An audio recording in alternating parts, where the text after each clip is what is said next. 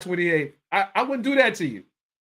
I wouldn't do that to you. I don't know. You know you need to be here today. If you wait for July 28th, you'll be waiting. Those who are on Twitter, make sure you let them know it is tonight is going down. My co-host is here, and I want to get one other person here as a just a legal mind. Uh, I'm trying to send her this. I'll send it to her. I'll send it to her in a second.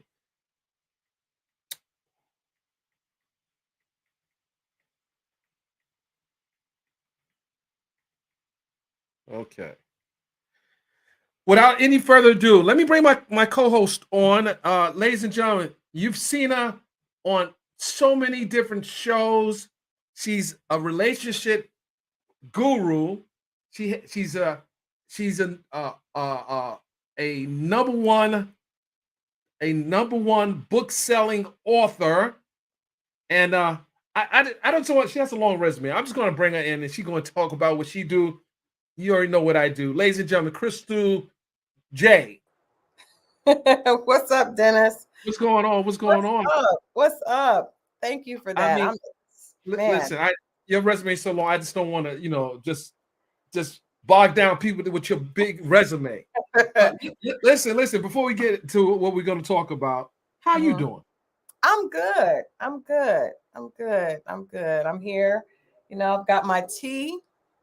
I've got my tea, but you know what? It's not even about the resume. I think the most important thing for tonight's discussion for me is, I've been an entertainment publicist for a really long time, right? So around 20 years. So media, and how things work in the media and how public perception is formed is like, part of what I've studied in my career for the last 2 decades. So, you and I have been, worked together and I appreciate the fact with these broadcasts that you actually, you're one of the few journalists that actually goes and actually goes to the court, sits in the courtroom, listens to the information. And then, like you said, bringing on a lawyer so that people are actually able to get the real information. There's so much fake news out there.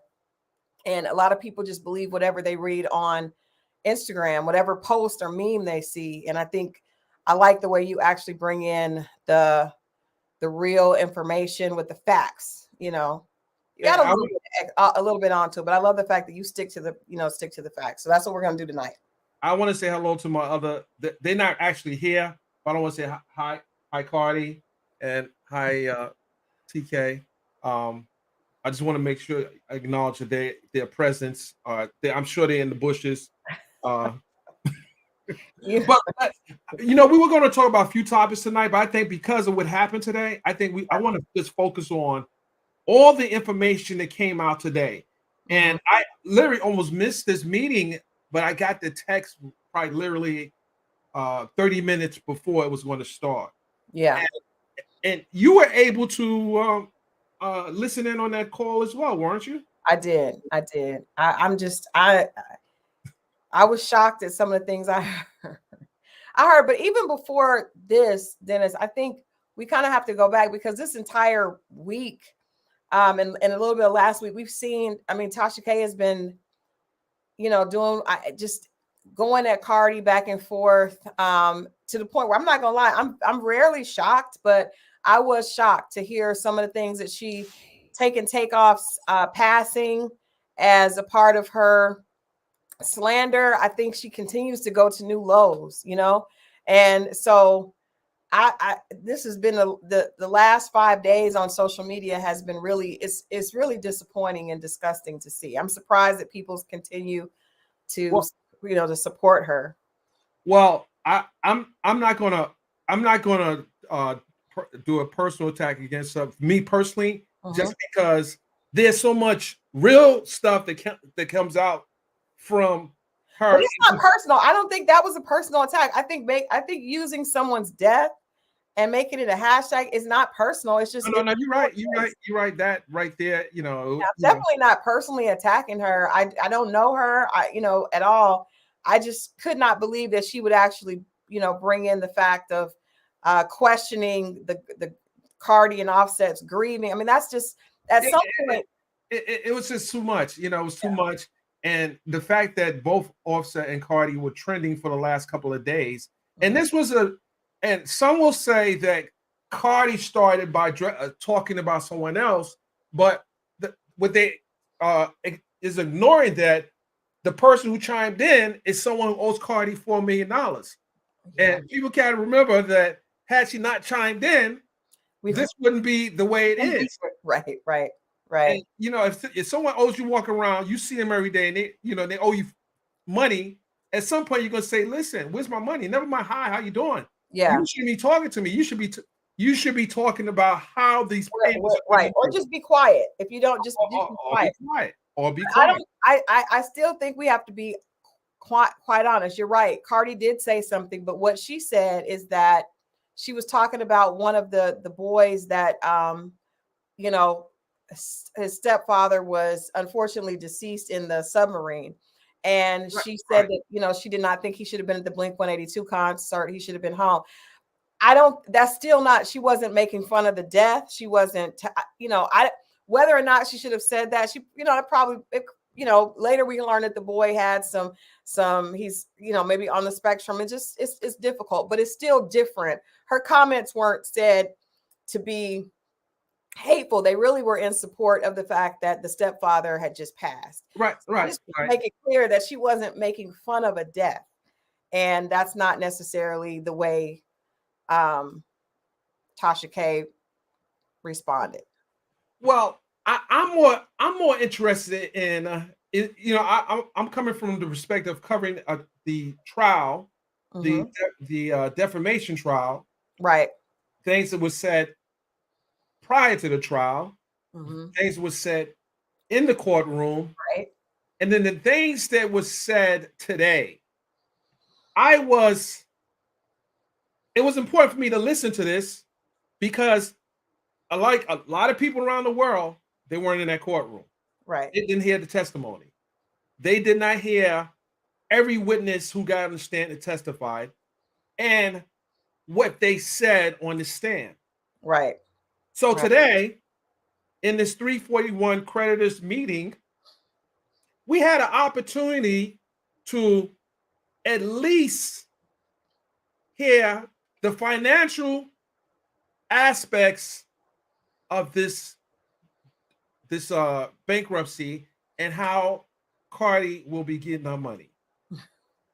So let's, it started off with the trustee basically, reading the ground rules for this hearing. And then the debtor, Tasha K, was being examined by the trustee. And he asked her a series of questions. And these were methodical questions. Right. It lays the groundwork for his job. And his job is to see whether or not this Chapter 11 can be dealt with in his not courtroom, but in his office. Jurisdiction, right? His jurisdiction. And in a Chapter 11 is different than a Chapter 7. That is different than Chapter 13. And I'm not a bankruptcy attorney, but I know why trustees ask these they're basic questions. They're also some very pertinent questions. Right. What we also learned was, which I really see, is a IRS agent on the call, a representative for the IRS. And that was interesting. That was I'm not gonna lie, Dennis. I think I told you I got concerned. I was just like, woo. Yeah, at the point the IRS is on the call and asking questions, and that was deep. That's deep. Well, here's the problem. She's been sworn, she's been put under oath, and she's is that your phone? No. Okay. I don't know who's in the comment section playing their phone. It's probably me.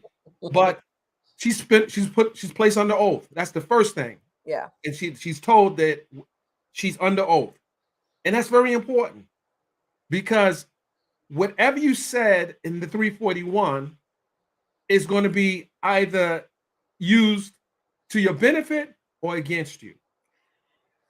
And there was some admissions that she made that was pretty interesting, somewhat disturbing, but a lot of them was interesting based on what she said publicly to the world. Yeah, right. And I'm gonna go backwards because I posted the question. She said that she was asked towards the end, did she own an app? She said no, she doesn't own the app. And the follow-up question was, and you can correct me if I'm wrong, the Cardi's attorney asked essentially, what businesses do you and your husband own? What she didn't realize was these questions are set up questions. Right. Well, her attorney is listening to everything she's saying to the trustee. Mm-hmm. So he comes back in at the IRS attorney, the IRS and her attorney are basically asking general questions. He's setting her up. He's setting her up. And she doesn't even realize she's being set up and she's being put right there on Front Street. So they go down a list of companies that she's owned in the last 4 years. And they asked about her husband's businesses. Yes, they did. And then it was a question about locations of the businesses. And then it was some interesting parts where he said, at one part where he said, you do realize the address that you provided us is a mailbox. And it was like, yeah. We're going to connect the dots. We're going to connect the dots, and they connected the dots because today was a lot. It was a lot, and it got. I think it was almost close to an hour, wasn't it? Yeah, right around an hour. It was definitely a lot. I mean, so, let's talk about some of the questions that were asked of her, and we're not going to talk about her location, right? But one of the questions that was asked is, "What do you pay for rent? What is your rent?" Mm-hmm. So she said the trustee asked this first. So this is so crazy. The trustee asked her first, the questions first. She says $2,500. Mm-hmm. Okay, the $2,500. We moved to another location. I'm not going to tell the location where she's at. We moved to this location, and I'm paying $2,500 a month rent. Mm-hmm. I said, okay, $2,500. That's from Miami. From Florida. That's decent amount. Yep. Okay, so they asked her this. The trustee asked us this question. So later on, when Cardi B's attorney gets on, he asks her, so you moved in an apartment, right? Yeah. How many bedrooms? 3 bedrooms. And he asks her the address. He knows the answer to the question. And that you don't ask the question if you don't know what the answer is going to be as an attorney. So he says, so that's a 3-bedroom apartment. And I'm looking at the listing, and it's $4,900 and up. How are you able to get that apartment for $2,500? And here comes the stuttering. Well, that's my part. Wait a minute. We just asked you what you pay for rent. We didn't ask you what your part was. We said, what do you pay for rent? Oh, she says, well, me and my husband, well, we pay like $5,000 and above. Wait a minute. Wait a minute. Now, I'm smelling BS right now. The trustee asked you what you're paying for rent.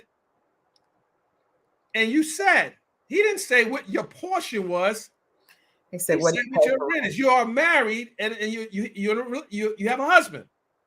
So he didn't say what your split is on the rent, because most people say, well, you paying rent, let's know what your rent is. Right. So the lawyer says, Cardi B's lawyer says, well, I know that place is $4,900 and better. So how are you able to give it $2,500? Do you have any interest in he asked about the owner of the building. Mm-hmm. Do you have any investment with the owner? And she said no. And then she quipped and said, well, I really don't, didn't like it. Yeah. Didn't like it anyway. She didn't like the investor, the owner anyway. Well, I'm like, okay, well, you live in here. But you like. So when she started talking about getting the honest number about the rent, it made it made everyone look like, wait a minute, Yeah. how did you go from 2,500 to now you're paying 5,000 plus expenses and everything? So okay, so now that's a problem. Now you still have a house in Georgia, right? Yes. Okay, well, it gets better. You and your husband bought the house together back in 2020, right? Okay, so but you took your name off the deed. When did you do that? Mhm. Right after the court, after the judgment. Wait a minute. Did you just say that? And here where the perjury, in my opinion, comes in at. So now I won't say perjury. What should I say? We won't say it right now. Don't say perjury. We won't say perjury. You So know. the judge, Judge William Ray Jr., told her not to move any assets. He was very clear about this. Mhm. And this was confirmed, it was confirmed by the attorneys, not to move any assets. So he asked, when did you move your assets? After the judgment. Did you actually just tell? Wait a minute. You know this is being recorded, right? It was bad, Dennis. It was so bad. It was so bad. How do you come in and tell the people that you owe money to that got a judgment against you that you violated the district court's judge's order and moved assets? You took your name off the deed right afterwards. Yep. Why would you? Then the question would be, why would you do that? To avoid paying Cardi B. To avoid that being used as collateral to pay that debt. Absolutely. Mm-hmm. Right. So now it gets better. So right now, this is when her lawyer jumps in, the bankruptcy lawyer, and wait a minute, don't try to distract the man. The man is on one right now. He's on one right now. So then another question is asked. So you list Olga as a creditor on your bankruptcy.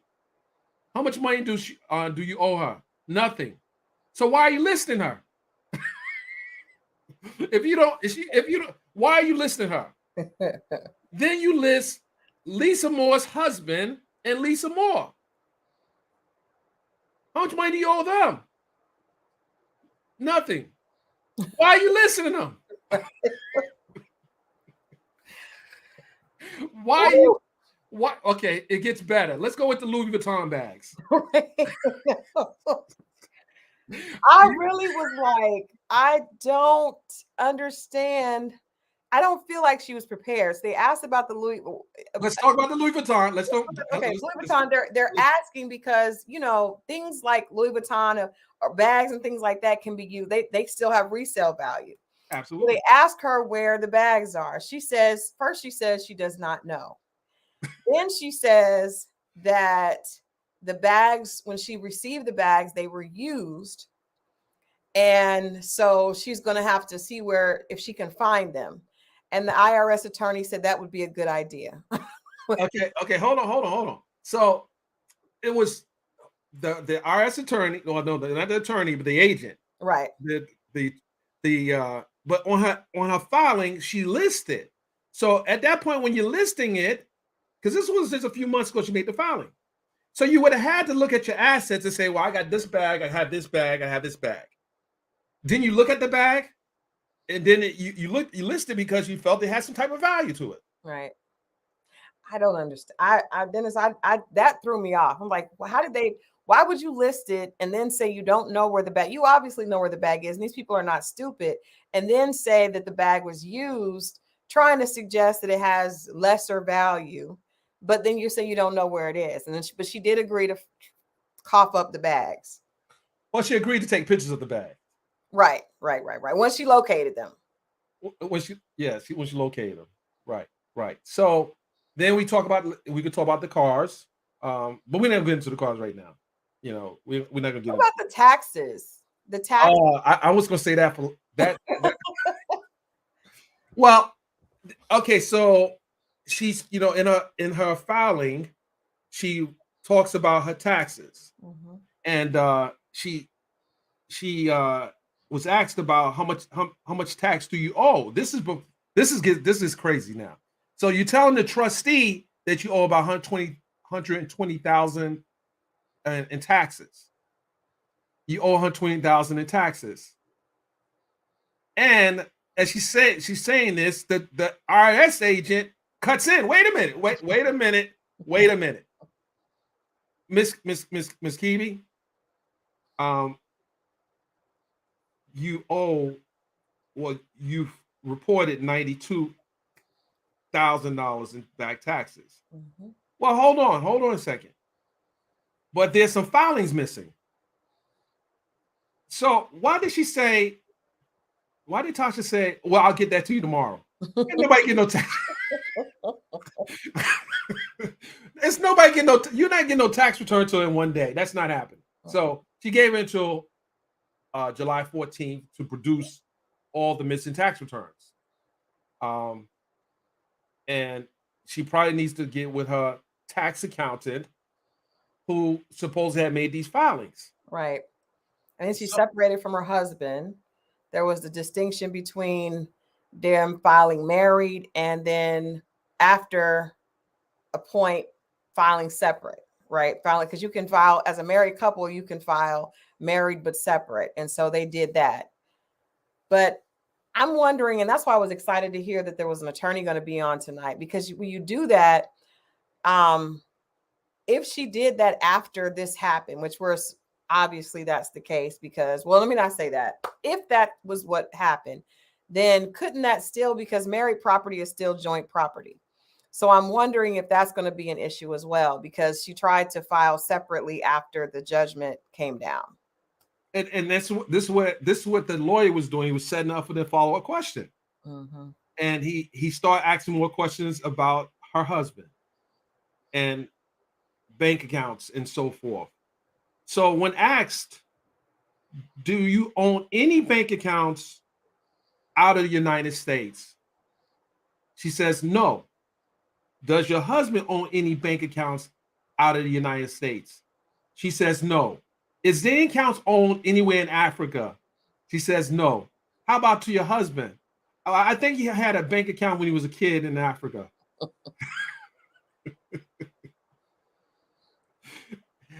You think he had a bank account when he was a kid in Africa?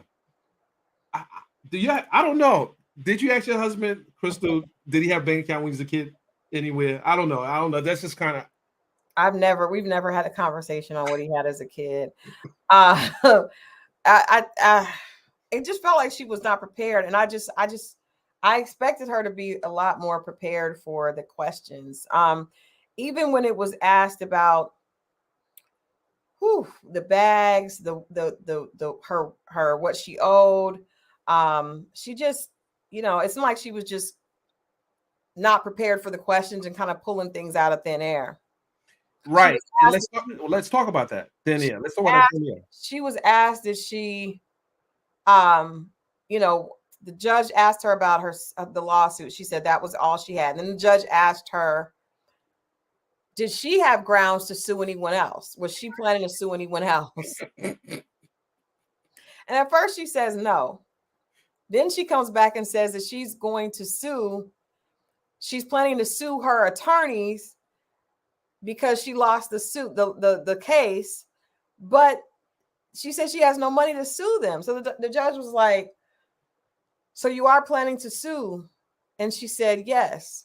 But then she acknowledged she doesn't have the money to actually sue. So it was just like. So I think at this point she's playing in the room right now. She's playing in the room. So now she says she planned on suing her attorneys for malpractice. Yeah. Right. So, but your attorneys you list your attorneys on your bankruptcy, but you don't own neither one of them anything. She asked about Mrs. Sabak, the male attorney, and Olga. Right. So apparently she said that after the appeal was filed the second time and she lost, they decided not to bill her for the $90,000. But she said something was an interesting reveal. She said she paid her attorney $300,000 to litigate the case against Cardi B. Yeah. So this is important. She was throwing a lot of numbers out there. Mm-hmm. There's going to be a time where they're going to ask for I'll check on all those numbers. checks, cancel checks, Mm-hmm. proof of this payment. This was just a setup. The 341 is just to get her talking. So now they're coming back for discovery. They want to see all the things that were said. You have to produce receipts. For You that. have to produce bank account records to show that this came out of your account and you actually paid these bills.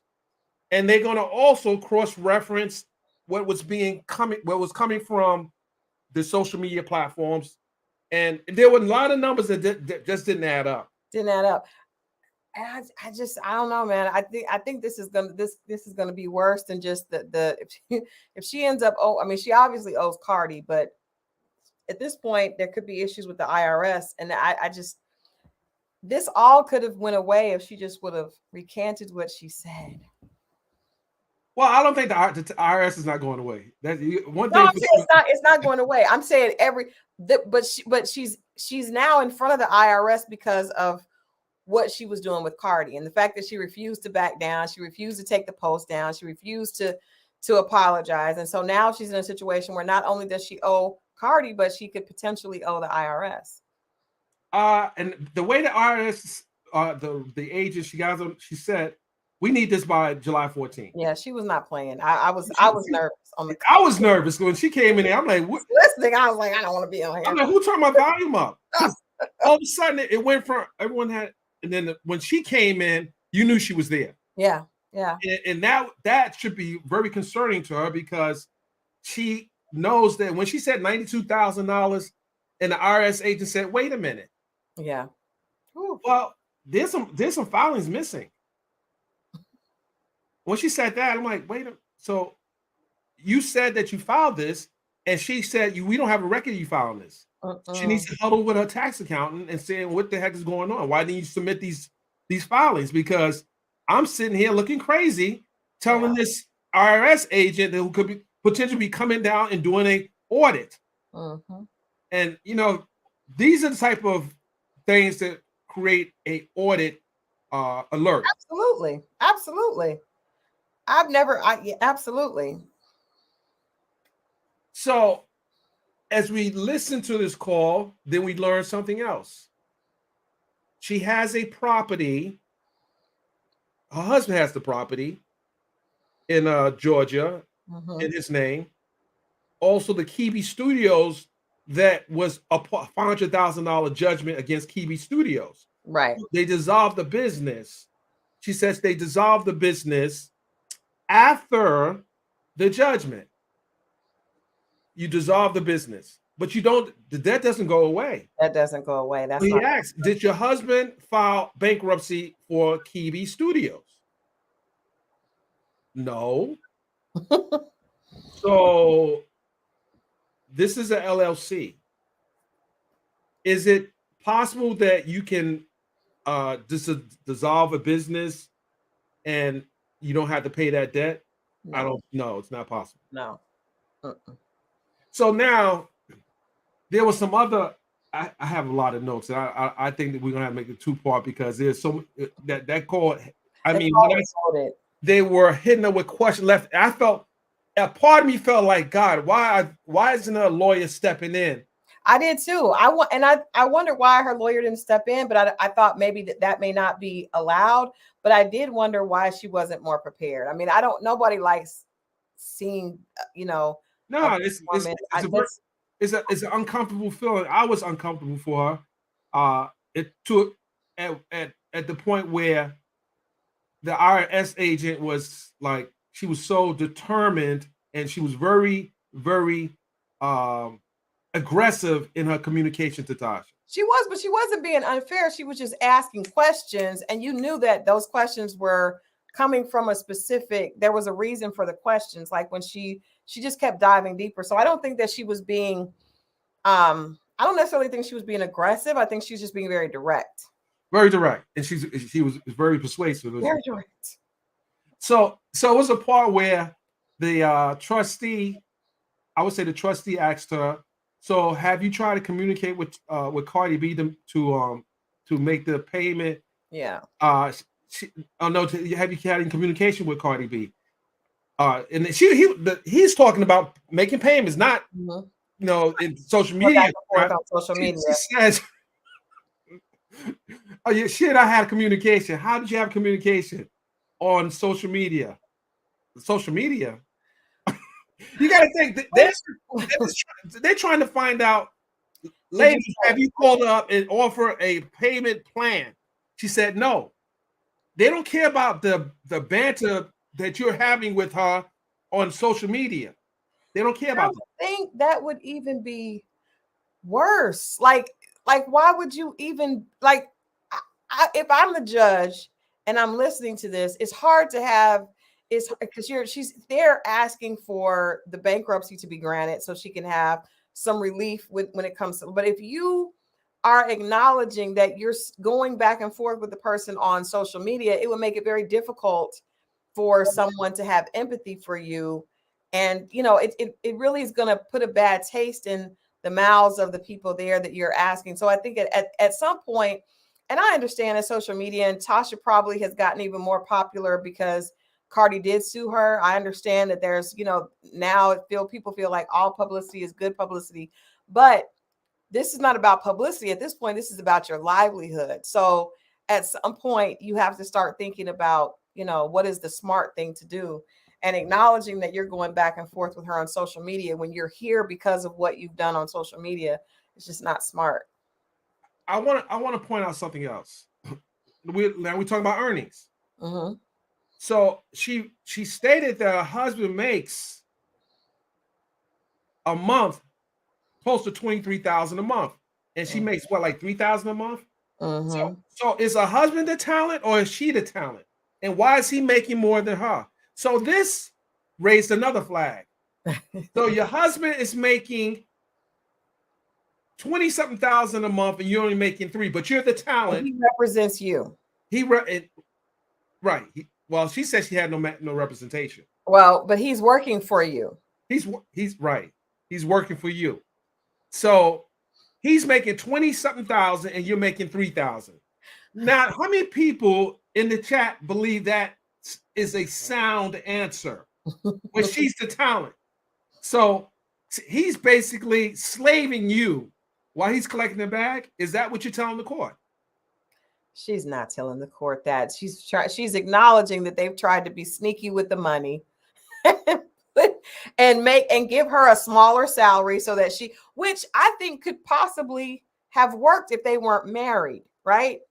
Because if you say, okay, well, I'm going to take Dennis, if you say, okay, so Hip Hop Inquirer is my business, but I'm going to pay myself a small salary and I'm going to give my COO a bigger salary, that could possibly work if your COO was not a part of your own household. That goes back to the household. Facts. So another question was asked about expenses and who's paying for what and how's it getting paid. So she says she has the card that he gives her a card to use, but she doesn't know what bank account he banks at. It must be a black card.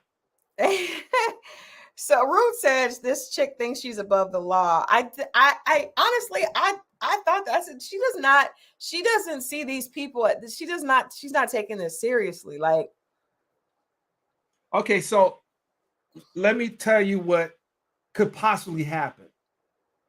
This is the bankruptcy in Florida. mm-hmm. There's a district court judgment in Georgia. Right. There were things that was told to her not to do. So that would be a reason for the lawyers to go back to the district court judge and say, Your Honor, we have her on record stating that she did something you told her not to do. That's the problem. That's a major problem. You know that when they say, you said earlier that what she said could be used for her or against her. I just want to point out that is not the way the rights are written. It's always what you say can and will be used against you in a court of law. It never really works to your benefit. So she has to realize that even though she's in bankruptcy court now, God forbid Cardi go back and double down and her lawyer point out to the original judge that Tasha has, basically not kept her word on what she was supposed to do with that ruling, and there's going to be additional issues, right? So that all these people, this is public record at this point. This is the problem. This is why she has to be prepared. At every stage of this game, she should be prepared and not just let someone do a filing and not ask what are the ramifications if I answer this way. And it has to be consistent across every conversation you have, from a civil court to the bankruptcy court. It should be consistent. I mean, that's just common sense, so that when you say what you're saying to every single person, because if you're telling different stories and you're told not to do something, you go over here in this court and you acknowledge you do it because you did it, that's going to come back to haunt you. And that like I said, that's not even really legalese. That's just common sense. And the changes that she made, most of them were done after the judgment. And that's where the problem is. You move from Georgia to Florida, you pay more rent in Florida than you're paying for your mortgage in Georgia. So you left a situation in Georgia to pay more in Florida. Does she think she's outsmarting the judge, the court? We listening to this, and I think maybe she probably said some things differently, because it was interesting when her demeanor changed when Cardi's attorney started talking. And it was another part here. This is so hilarious. Cardi's lawyer asked her, I'm following you, right? I'm following you on social media, right? She said, yes, I know you follow me. He said, why did you block me? She says, because I know you have investigators and everything looking at anyone that's for Cardi, I'm blocking. But I can unblock you. He said, don't worry about it. I can subpoena what I need. Yikes. Bow. He can subpoena. You don't have to unblock me. I got this. He says, I got this. That's crazy. So I think that a lot of stuff she was saying to the people, and I get it. She says it's not one time in this hearing that she said she was a journalist or reporter. She said she's an entertainer, and she said she was a troll. Yeah, and I think she's saying that because there's less accountability when it comes to being saying you're an entertainer than, because if you're lying, if you're making blatant lies, that's probably why she changed the title. She's not a blogger because it's been proven that she was lying. So saying you're an entertainer, you can do anything in the name of entertaining somebody, Right. Well, I get that. You can do anything. You can say anything because it's entertaining. People are tuning in. It's not necessarily based in truth. It's all based in for the sake of people enjoy watching it, and it's not really taken seriously. So it kind of lessens like I said, it's all about the accountability. If you say you're a blogger, then why would a blogger be blatantly lying on someone? But if you say you're an entertainer, well, the good thing about this, so down the road, very soon, I would say probably next week, maybe week and a half, the audio will be available, to hear. It may be before that, guys. I would assume. Yeah, I have a sneaky suspicion. Well, I mean, you can order it. You can order it. You can order it and everything. I just feel like it's going to get leaked, and it's going to be online probably. I don't know. I can't speak to that. I will just say that there was a lot that was said, and one of the things I noticed that when she was in the district court, she shifted from, she was a journalist in the district court. She was telling the jurors that she was a journalist in the district court. But then when she's telling her subscribers, well, she's telling subscribers to journalists, but she's telling the court she's entertainer. And I'm like, they listen to everything that even the lawyer said, I'm following you on social media. Yeah. So they know they see what you're saying. And when you say you didn't own an app, you don't think they know that you have an app? That part was wild. And then here's the other problem. That app is subscription based. Why didn't when they were asking you all a series of questions, why did you avoid not mentioning that you are on an app that people subscribe to? It was a reason why they didn't drill in, because now they're going to bring a they're going to basically impeach her later on. Yeah, I'm gonna go subpoena the records and see it. This is going to continue on. She'll be in the news for. I mean, and I think that's what she wants, because I don't think that she's. I think she's a very. I think she's strategic most of the time. Even in the way she baits people and goes at things, I think it is for entertainment purposes. But entertainment is one thing. When you're talking about the law, it's very different. I think a lot of people get that confused, which is why a lot of entertainers end up in trouble, specifically with tax, with the IRS and things like that, because people don't realize it's a very different set of rules, you know. And to her defense, I really don't have any. But I was like, okay, I'm waiting to hear that. But hopefully her attorney, this new attorney, she kept on hold on. She kept on throwing shade at Olga, and she kept on mentioning criminal defense attorney. Yeah. She kept on saying criminal. You kept on saying criminal, but you weren't saying criminal in the Cardi's case. She made it a point for the trustees to hear that these are criminal defense attorneys. She didn't say these are civil attorneys. She made it a point they're criminal lawyers. Yeah. You paid $300,000 to. This is what you said in the court. They're going to ask to see the canceled checks, of course. And they can also subpoena the lawyers to come in and to reduce the canceled checks. This is where it gets very tricky. Now the forensic accountants come in and start looking at everything she says. Then you have the IRS agent they have an audit division. So it's like everything has to align. When you start looking at the balance sheet, they're going to start putting these things in columns, and they're going to say, wait a minute, I see debits over here, but I don't see credits over here. And at this point, it's beyond Cardi. This doesn't have anything to do with Cardi at this point. This is all about her testimony about her finances, what she has and what she doesn't have, and the IRS. And it was something else that would happen towards the end. And they were asking, you filed a chapter 11, but you listed on your schedule that these are personal debt that you have. This is personal debt. So what about the business debt? Because you got sued as an individual. You're filing a chapter 11. What about the business debt? And if you don't have any businesses in your name, what is the purpose of having this chapter 11? You follow me? What's the purpose of having the chapter 11? Why list lawyers that you didn't hire on your chapter 11? You don't owe those lawyers anything, because Cardi, you listed Cardi's attorneys. Cardi paid her attorneys. Cardi wrote a check to attorneys.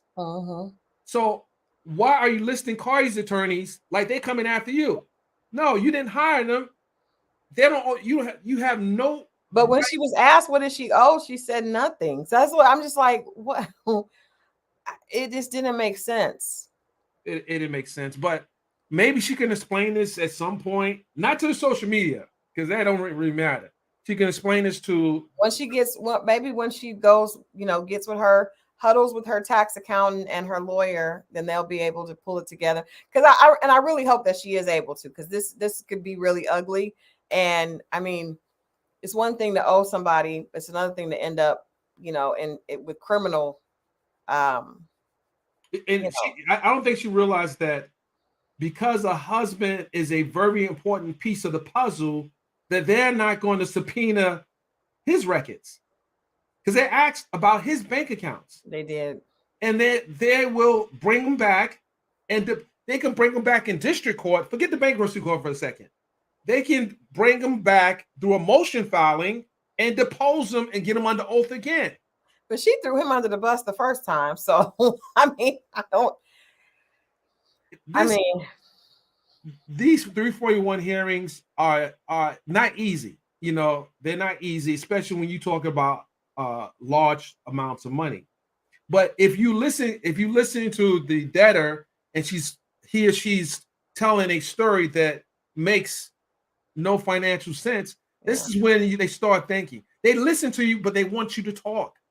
They want you to explain certain things, because then now they're going to come back and say, okay, didn't you say on June 26th that you only made $3,000 a month and you only had two old Louis Vuitton bags, old ones, two used ones, Louis Vuitton bags, and you don't know where they are.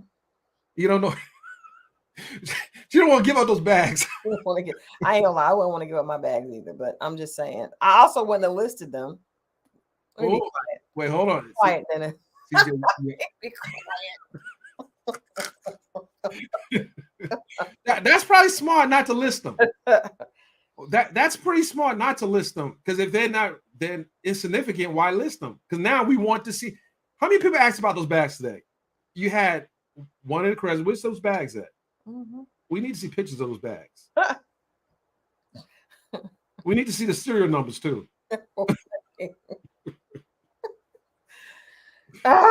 Listen, guys, I'm only laughing because it's incredible to listen to someone who says one thing to you guys, but when she gets in front of the authorities, it's a whole different thing. And sometimes I think she believes the stuff that she's saying until she's challenged on it. And I think that could be a problem. You know, I think that could be a problem for her, you know. Anyway, I don't know about this app situation. I don't know how many people are a member of this app that she doesn't have. You know, and wait, hold on. Someone just sent something to me. Hold on a second, guys. Wait a minute. We're gonna post something here. Oh my goodness. What the heck is this? Wait a minute. How do I bring this? Someone just send me this. Someone just let's see if I can pull this up. No, we don't. Okay. Is it a video? No, they sent me a picture. Oh my God. Oh, wait, hold on. Maybe I'll put it here. Is this Exhibit A? Oh my goodness. Okay, I need some extra. Breaking news and came in the middle. Oh man. Breaking news. Oh my goodness. Let's see how I can bring this up here. I know. Wait a minute. Hold on a second. Give me a second, guys. I know. Wait a minute. Oh my God. Oh no. Now, guys, I appreciate you sending me stuff. I'm going to share this because you guys can verify if this is actually fact here. Let me run this at this is a video clip. Wait a minute. Let me send this to the lawyer real quick. Make sure I can post this. Hold on. Calm down, guys. Let me get this here. Oh wow. Dennis, you gotta stop saying that. Like, I don't even know what's going on. Me and the viewers are like, what is happening over there? What are you looking at? I'm trying to post this because let's see here. Text it to me so I can see it. Okay, you can share it, right? I can't share it because you have to share it. You have to put it. You know how to do it, right? No, I know how to share this. This is interesting. I want to bring this clip up. Put it in. Go to the put it in the brand. Oh, okay. All right. Yeah. Okay. All right. I gotta get on YouTube more, guys. You guys are okay.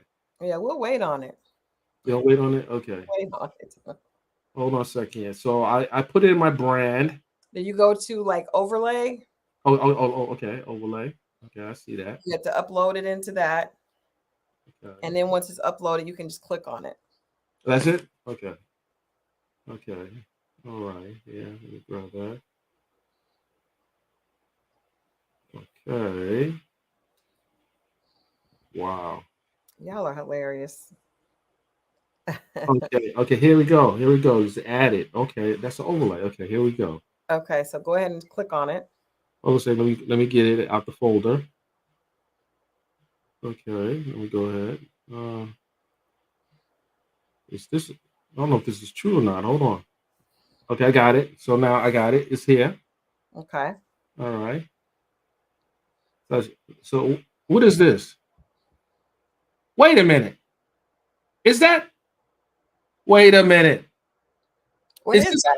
That's an app. She says she doesn't have an app. Oh, that's that. 10,000 plus 10,000 downloads. Now 10,000 plus downloads in app purchase. So that's the purchases that she's had. Oh my goodness. Somebody has set her up. Wait a minute. Well, hold on, ladies and gentlemen. Hold on now. Hold on now.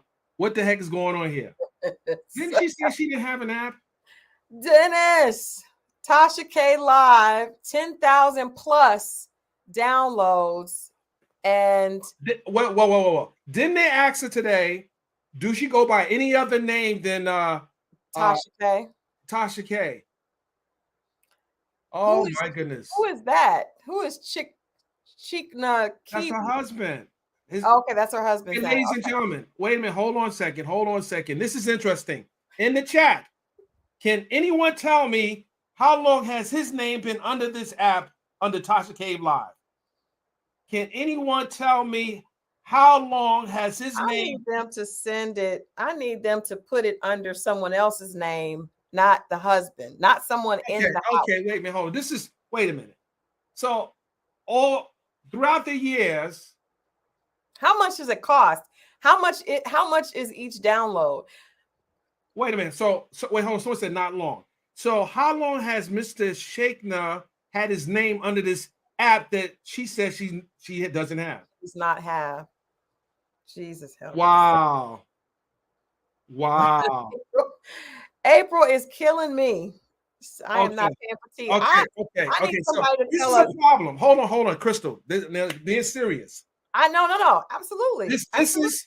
She said today under oath that she did not have an app. She did.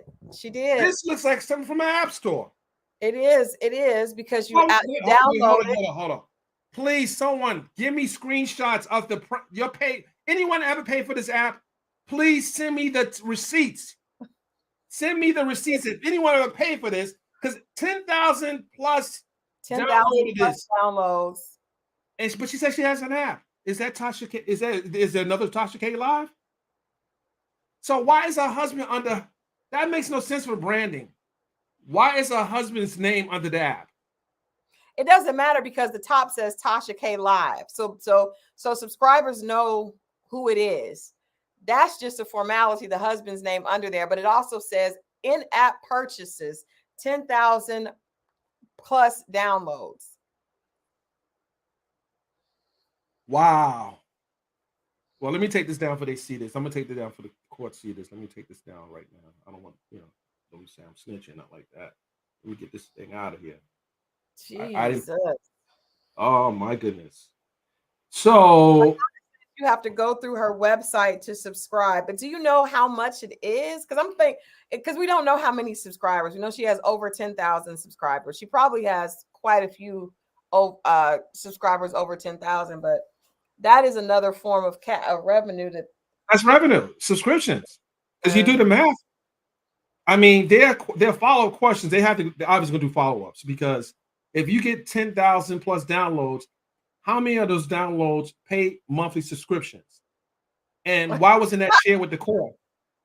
We should have had Simone on here tonight. Keisha says, I wish y'all seen attorney Simone break down on Tasha K's bankruptcy. We should have Simone come on. Do I know Simone? I know Simone. She was on Ready to Love. Oh, okay. Yeah. Okay. Yeah. I like Simone. Okay. So this is interesting. So you got to pay monthly. So there has to be an accounting from those subscriptions every month. But she never mentioned that today. She never mentioned that she's getting money from apps. No, she said she didn't have an app. She said she didn't have an app. So I don't know what that. She said she didn't have an app. I heard it. You heard it. But that says I don't know. Maybe Yes, you wait know, a put minute. it back up there. Put it back up. I know. I don't know. I actually clicked on it. I didn't mean to do that.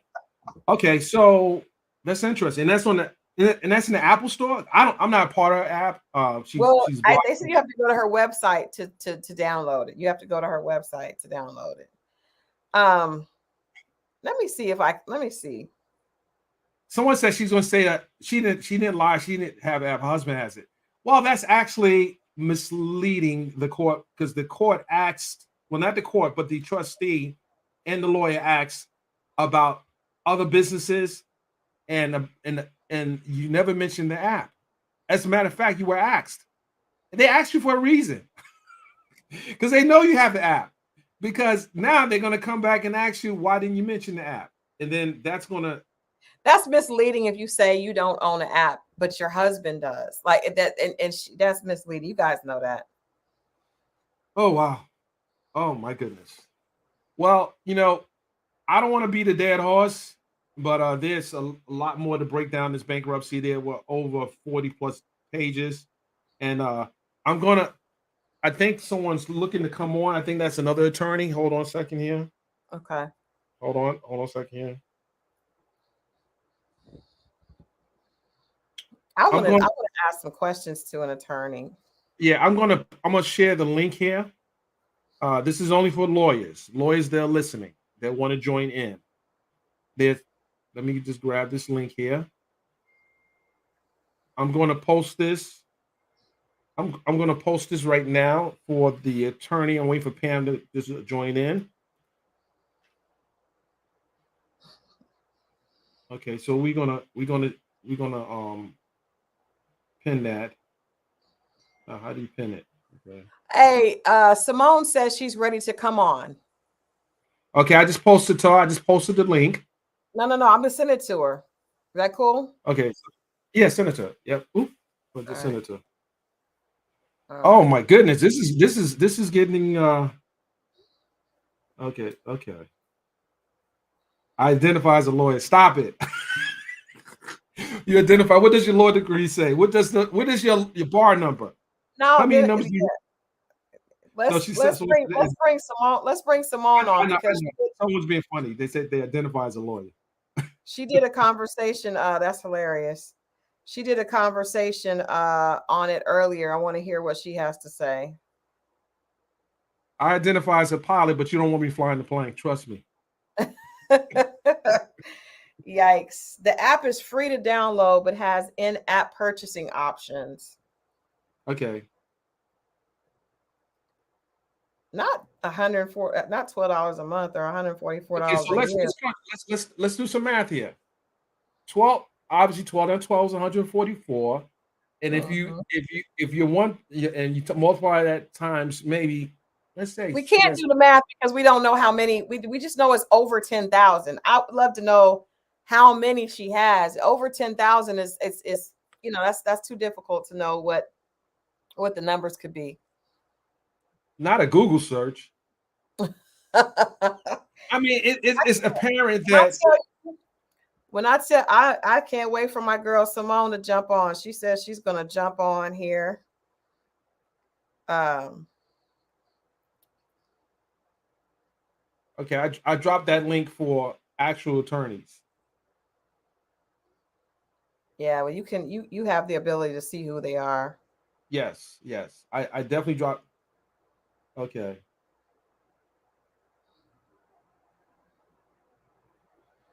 Oh man. So I'm interested to know because I don't know if you know this backstory. I told you earlier, so Tasha K started going at Simone. I'm not sure why. Claiming really? claiming that she had video of her fiance cheating on her. Oh my goodness. Yeah, I don't understand. Okay, I want to clear something up. I heard through an audio that she spoke on saying that she cannot be sued for 5 years. That is not true. You can be sued every day of the week except for Saturday and Sunday and holiday. And I think the judge asked her that today, right? Was she being sued by anyone else, and was she planning to sue anyone else? She said no, she wasn't planning on suing anyone else. She quickly refuted that and said that she was going to sue. Right, right. But she doesn't know what will happen tomorrow. Okay, I see. I'm gonna bring Simone, and I got Pam here as well. Okay. Uh, Bring my good sis on. ladies and gentlemen, Miss Pamela Rice Campbell. Hey everybody. Hey, Pamela. Attorney Pam. Hey. I was just on the phone with Simone. We've been kikiing about it. Oh, that's hilarious. That is hilarious. Well, you actually listened to the call earlier today as well. What did you think?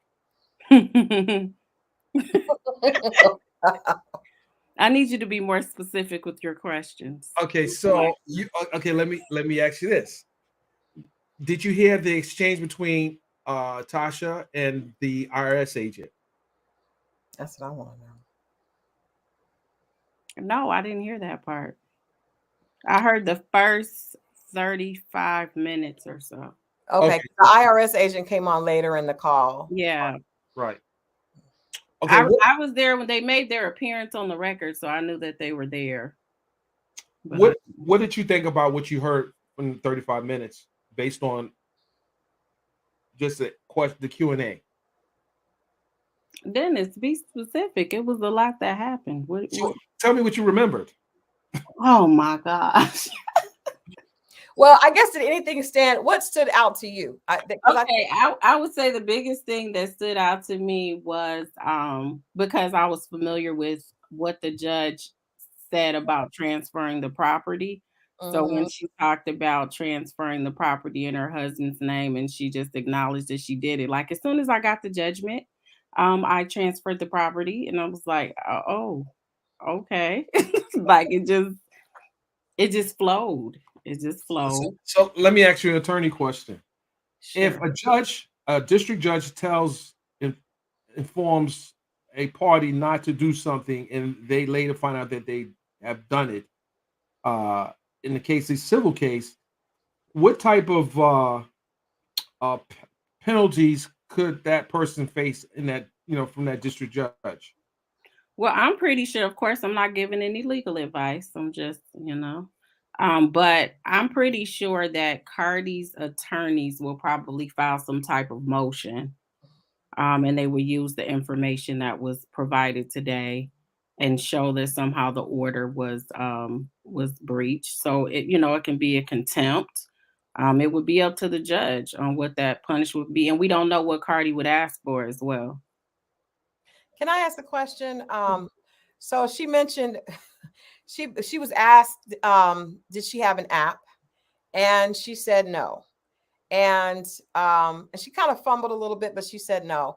So as we just saw, we knew that she did have an app, but we saw that the app is listed under her husband's name. But the fact that they're still married and they're still in the same household, is that really, is she able to take it out of her name and put it in her husband's name, even though they're married and it's community property? That seems like it would be considered a transfer, just like if you do the property of the home. It's a transfer of assets. Because someone said that his name was not under that app until recently. So his name is under the app.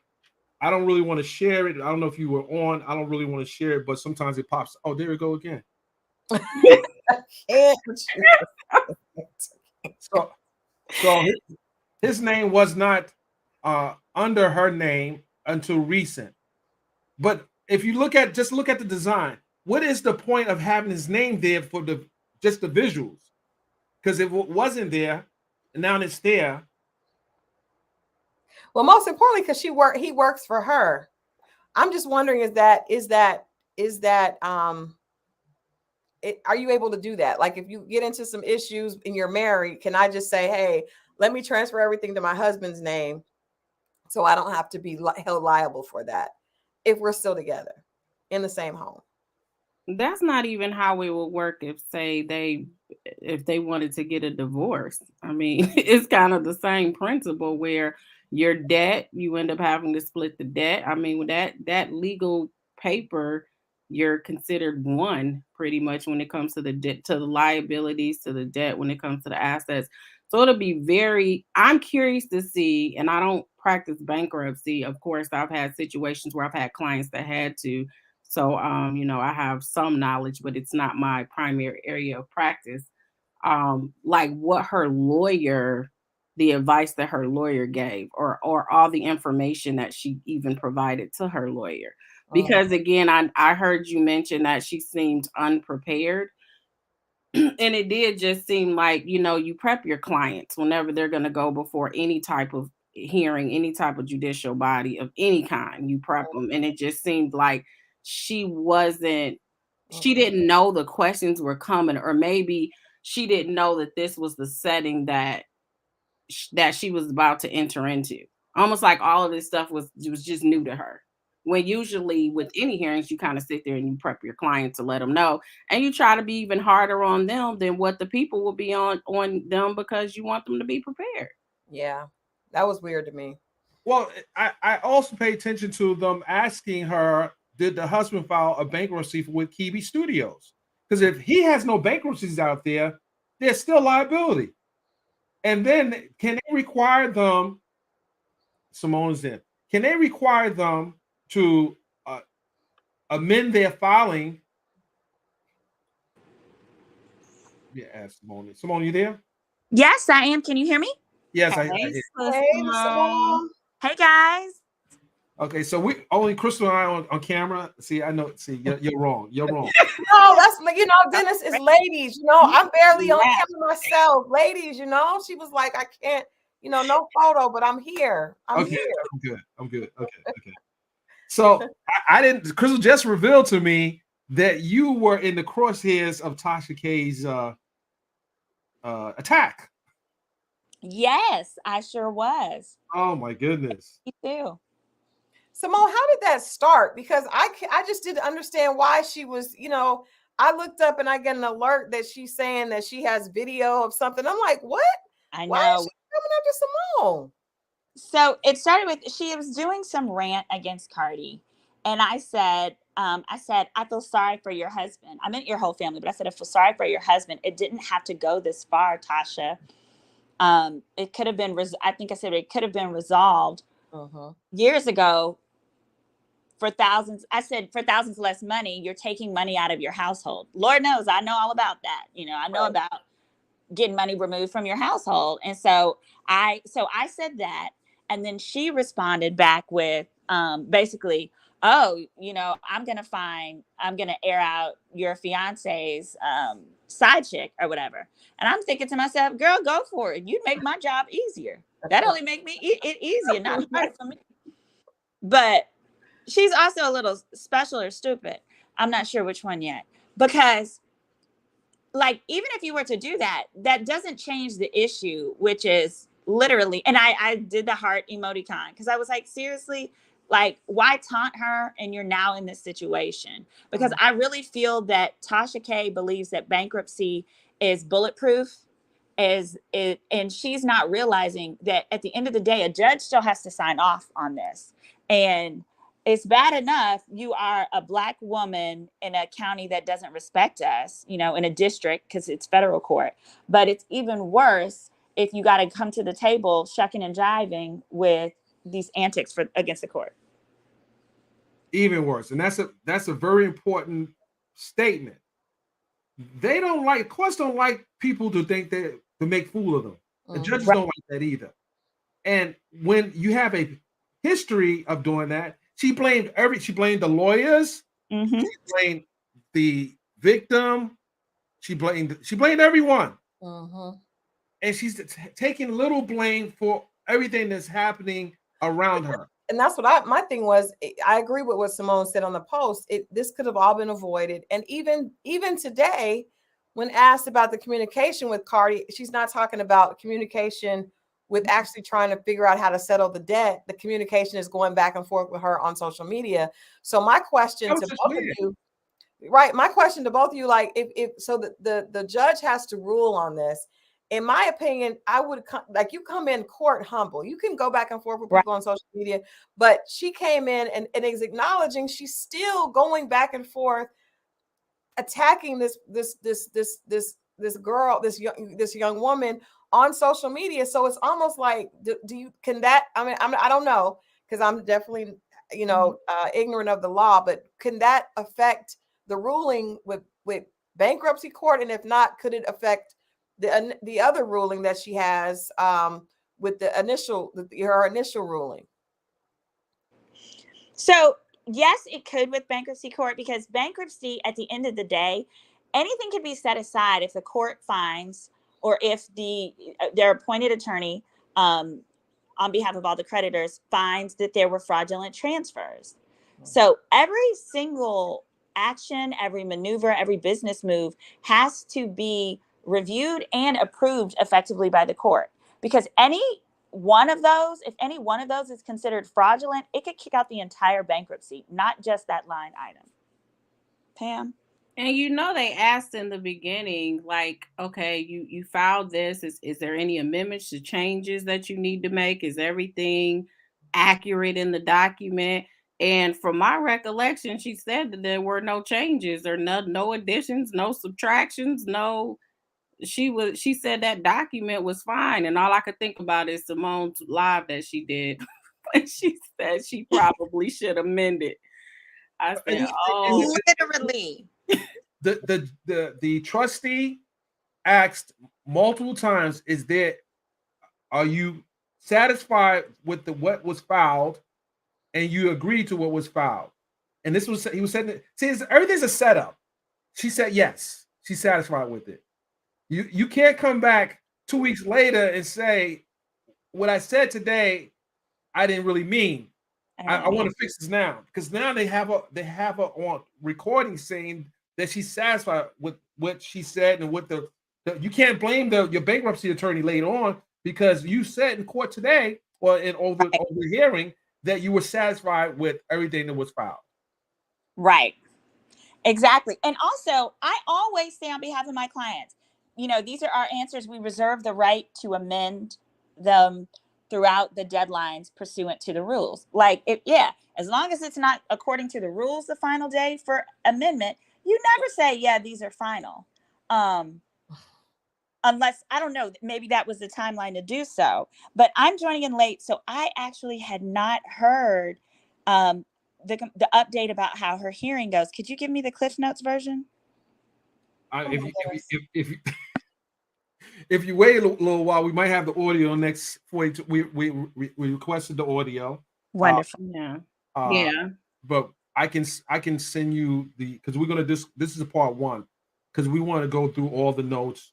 But essentially, she went in. She basically told the court that she pays $2,500 in rent. She said this $2,500 in rent. But when asked by Cardi's attorney, where do you live at, and is that a 3-bedroom apartment? She says yes. Well, he said, well, I checked, and those apartments go for $4,900 and up. He said, oh, well, that's my portion. This is the first time we heard her portion. We didn't know that it was a split situation. Right. So they were asking about your rent. So you reported. What did you put on your tax? I mean, on your schedules, your portion, or what the total rent is? Because you are a married couple. Mm-hmm. All right. So you're absolutely right. So I want to clarify something that I noticed, that I realized when I was going over her bankruptcy docs the other day. This was the schedule that lists out her income. It's called the Form 1061. Okay. So she is listed on that form as debtor 1. Debtor 2, I kept misstating it. I was misstating it. Debtor 2 is her husband. But peep this. So whenever you have a spouse, even if your spouse is non-filing, you're supposed to include his stuff on debtor 2. But his employer is listed as his occupation is content creator. He's listed as employed. His employer is Yellen Entertainment. That is the new entity Tasha K created when she just before terminating Kebby Studios, which is who owes the judgment to Cardi.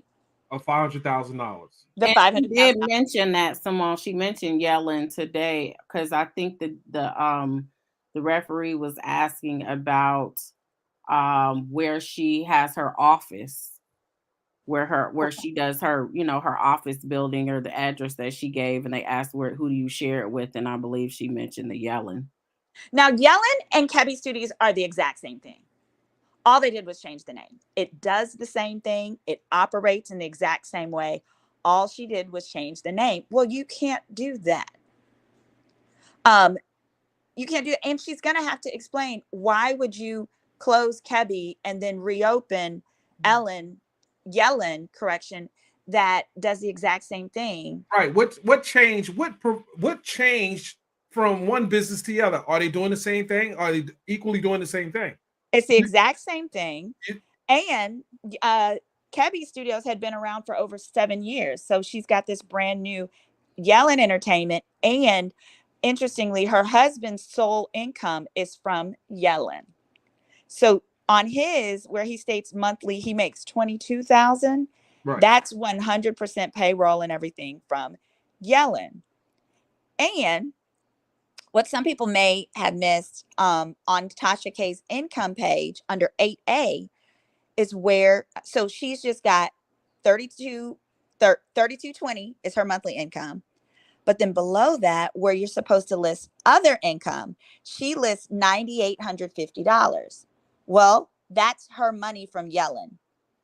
It says attach a statement for. Wait a minute. Wait. Yes. That's what I want y'all to know. You heard me. That's her money from Kebby Studios. Okay, but she didn't mention that today. No, that never does. So it's ambiguous. I'm looking at it right here. Under 8A, it says list all other regularly received income. 8A states, quote, net income from rental property and from operating a business, profession, or farm. Attach a statement for each property and business showing gross receipts, ordinary and necessary business expenses, and the total monthly net income. She attached nary of none of them. Right. It's what she's going to have to attach them real soon because they want to see source documents. They don't want to just take, they don't just take your word. We need to see source documents, cancel checks, bank statements. We need to have a paper trail. And you just can't put something out there without having a paper trail. This is where, and this 9,800 very likely could combine both income she makes from her Tasha K YouTube channel as well as rental income from renting out her house, because it says it's for a statement for each property. Yeah, rental property income and operating a business. That 9,800 plus her 3,000. We all know that's not what she makes monthly from YouTube. It's far higher, even if she's splitting it with her husband, who's claiming 22,000 a month, which is a little closer to reasonable. I think She said also today on the call, she said that she has over 2 million plus followers, but she lost 90% of her revenue. But her numbers went up, but she lost 90% of her revenue. That's a lie. So it didn't make sense. So hopefully Cardi hires a both, what do they call it, a forensic accountant, but also someone who specializes in the influencer space. Because what she did was she just stopped including content on YouTube. She puts it behind the paywall of Tasha K Live or her Patreon. I can't remember if she starts a Patreon. Are you talking about the live that she says she does, the app that she doesn't own? Yeah. Right. Yeah. And she said she doesn't own that app. That's Guys, because Studios. I have to take this. This is a very important call. You keep going. Okay. This is very important. Hold on a second. Gotcha. Well, keep going. Technically, she's right. She doesn't own Yellen, but here's the problem. Her goofy butt, her husband owns 100% of it. So what she's trying to do, because the law in Florida, because Florida is not community, they're not community property, but they are common law. Okay. What that means for bankruptcy is as long as she doesn't have a percentage ownership in something, it's protected. Okay. So that's why she got rid of her house. If she had even a 1% ownership, the house could be seized or sold or whatever in bankruptcy. Mhm. So she got rid of the house, but then she's doing the same thing with Kebby Studios, Right. which is reopening it under a different name, and she owns nothing of it. Her husband owns it all, and he just pays her as an employee. So, but he still has the debt with Kebby Studios of $400,000, and that's why they asked, did he file a bankruptcy? Because if he didn't file a bankruptcy, then that debt's still out there. Right. Correct. It will still be out there, but the thing is, she can't afford it. She can pay that $500K through Kebby, no problem, with the money that they're making. The problem is she cannot file bankruptcy as any type of business entity because she will have to sell her YouTube channel, her followers, her data, her trademarks. And we all know who's buying it. Simone, today the trustee asked, was the evaluation done with Tasha K? Unwind with Tasha K. And what was the valuation? Did she ever get this stuff valued? And I'm saying, if you trademarked it, at some point you have to research to see what the value is of your brand. Yeah.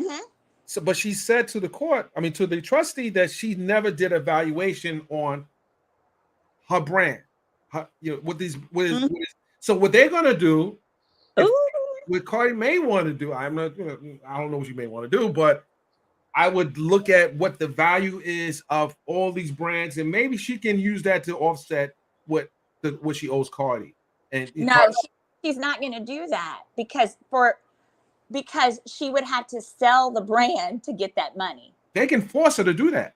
But see, that conversation did come up because he asked her, well, have you tried to sell it? Is there a way you could sell it? And she was like, no, I can't sell it because I am Tasha K. Like, I'm an entertainer. I'm the brand.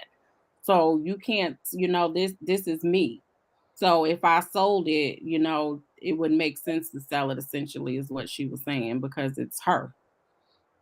But she did acknowledge she owned the website. She acknowledged that she owned the connective social media sites, like she did acknowledge that all the different sites, and that's connected to Twitter, to social media, and all of that was connected to Unwind with Tasha K.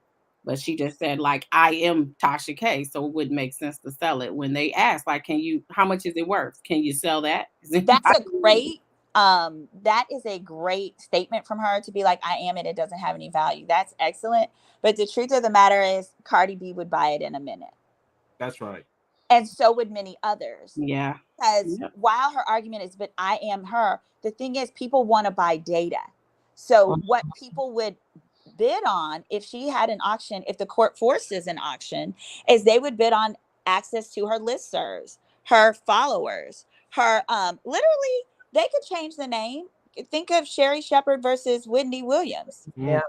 She rolled right on in there, took advantage of all of Wendy's prior data, and was able to use that to market her show. That's what anyone else would do. But that's what Tasha wants the least. Because if Tasha didn't care about that, she would have just filed bankruptcy for the two of them and called it a day.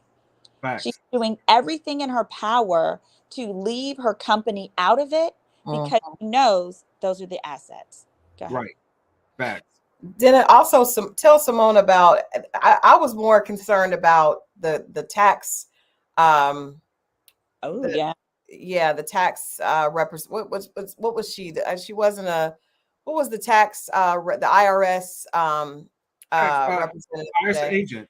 IRS agent today. So she asked questions about income, and there was a discrepancy with the amount that was claimed, and also just delved a little further on the fact that she had filed. Obviously, they filed as a couple, and then after this happened, they filed married but joint.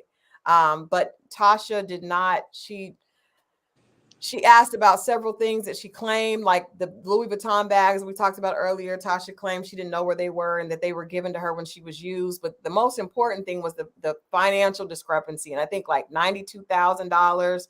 And that wasn't correct. And then she was told she would need to produce.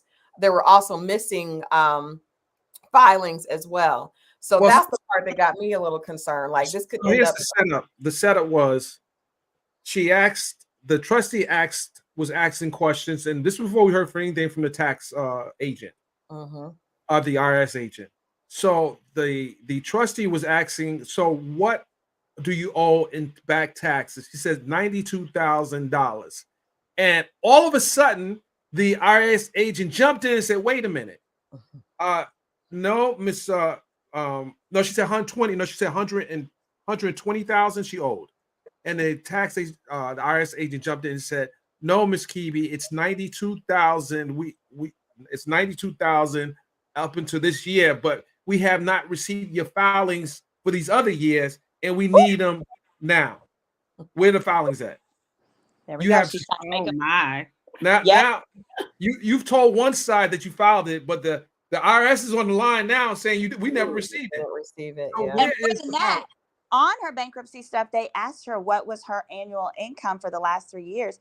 And she put, as though she's already done her taxes, she put like 148 for last year and 152 for the year before, something along those lines.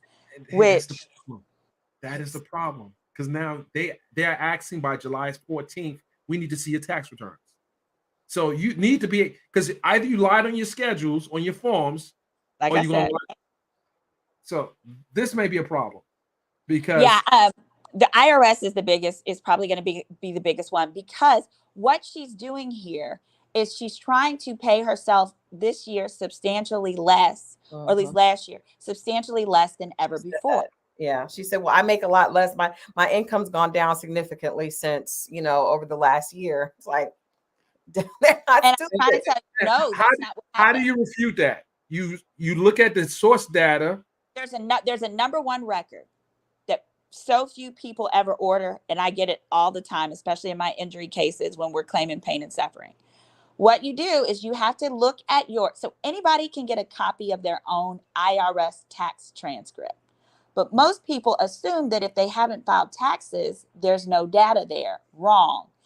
Everybody should run, and for free, you should go to get a transcript at irs.gov and request your wage and income transcript.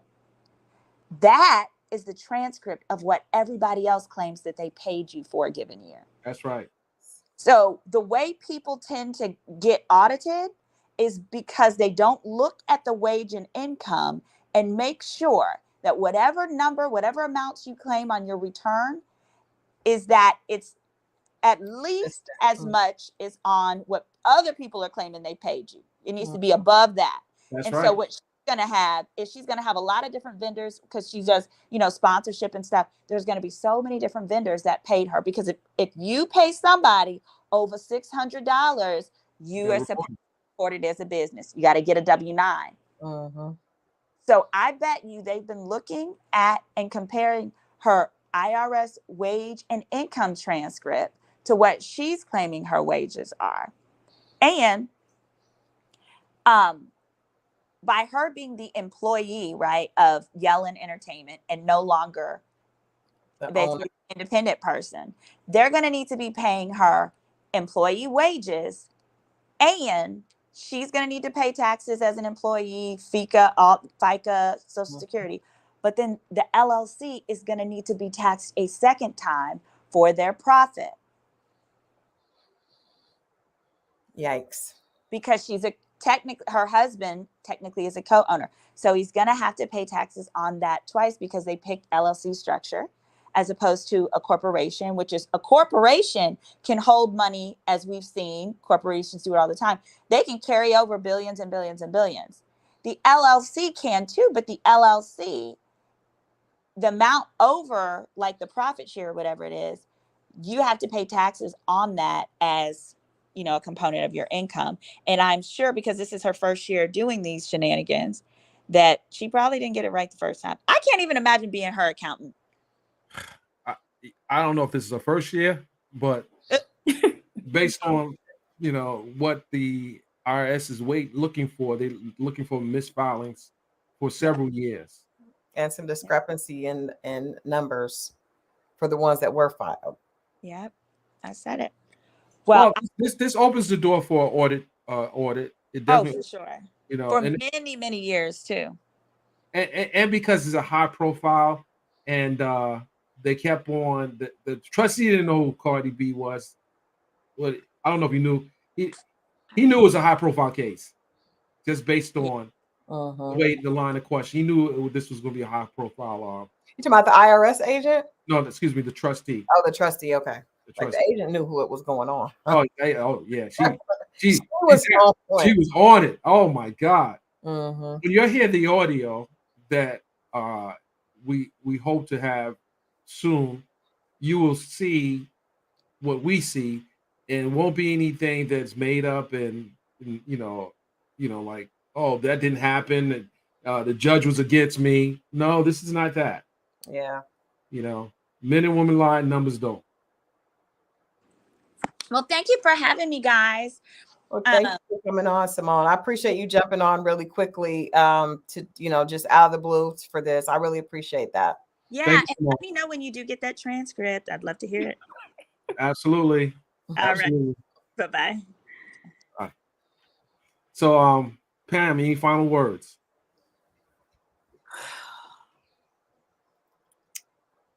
I honestly wish though that when Simone, she did do a great breakdown for anybody that has not seen it on the bankruptcy. And I think her purpose wasn't to beat Tasha K down at all. I think she was just showing what the discrepancies were. And a lot of this really came out today on her video. So go over there to Simone. I gotta, hype my girl up. Go over there to her page. Girl, is that legal?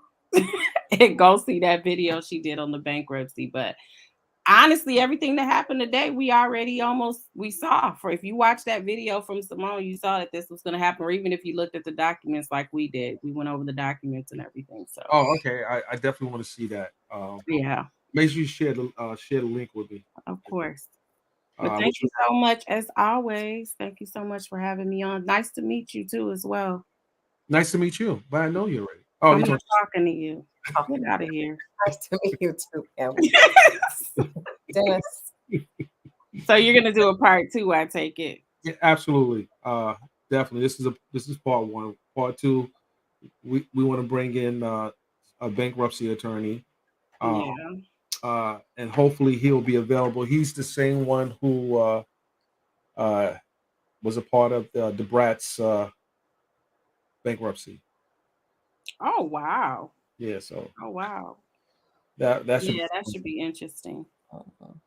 Everyone, I appreciate you coming in. Make sure you are subscribed. If you're not subscribed, make sure you subscribe. Turn your notifications on, because when we go to part 2, oh my goodness. And I'm sure Miss Kebby will want to respond to this, but don't respond to us.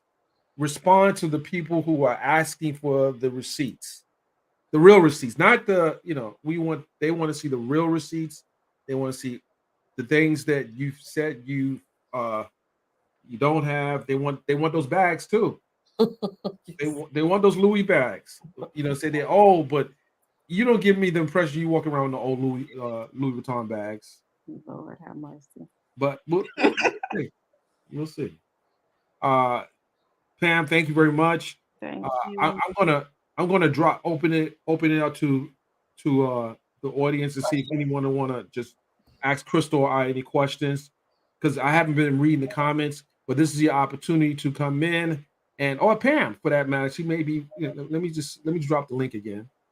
I'm gonna drop the link. I'm about to drop off. I gotta finish this motion before. Okay, no. Okay, Pam. Thank you. I don't want to. All right, I'll talk to you later. Thank you. Bye-bye. Appreciate you. Bye, Pam. All right, I'm gonna drop the link here. I'm gonna drop links. Anyone want to come on and have any questions or anything? I'm gonna bring you guys on. I want to keep this open for about 10 more minutes. Click the link. I want you guys to ask your questions. Come in. Or if they have something to say about this case. I mean, this is gone. This is like crazy. It started as one thing and it's got progressively worse, and it's nowhere near over. So I'm interested in what people think. Yeah.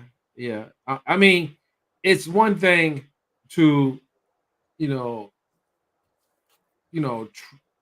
I guess do these videos and keep mentioning someone. But if you owe this person money and you know that anything you say is just going to trigger them, it's probably best to move in silence. Yeah. I'm gonna bring on, and I think that's Hip Hop Hollywood. No, I don't know. I'm gonna bring on anyway. Who is that? Come on, you looking? We see you. What's going on? Oh, good. Thank you for having a real brother on. I appreciate it. Yeah, no, I've been trying to get with Tasha K because I'm all over this because I've been in journalism for 30 years. But here's the most important thing. In 2021, there were 4 amendments made to Section 230 of the Decency and Communication Acts.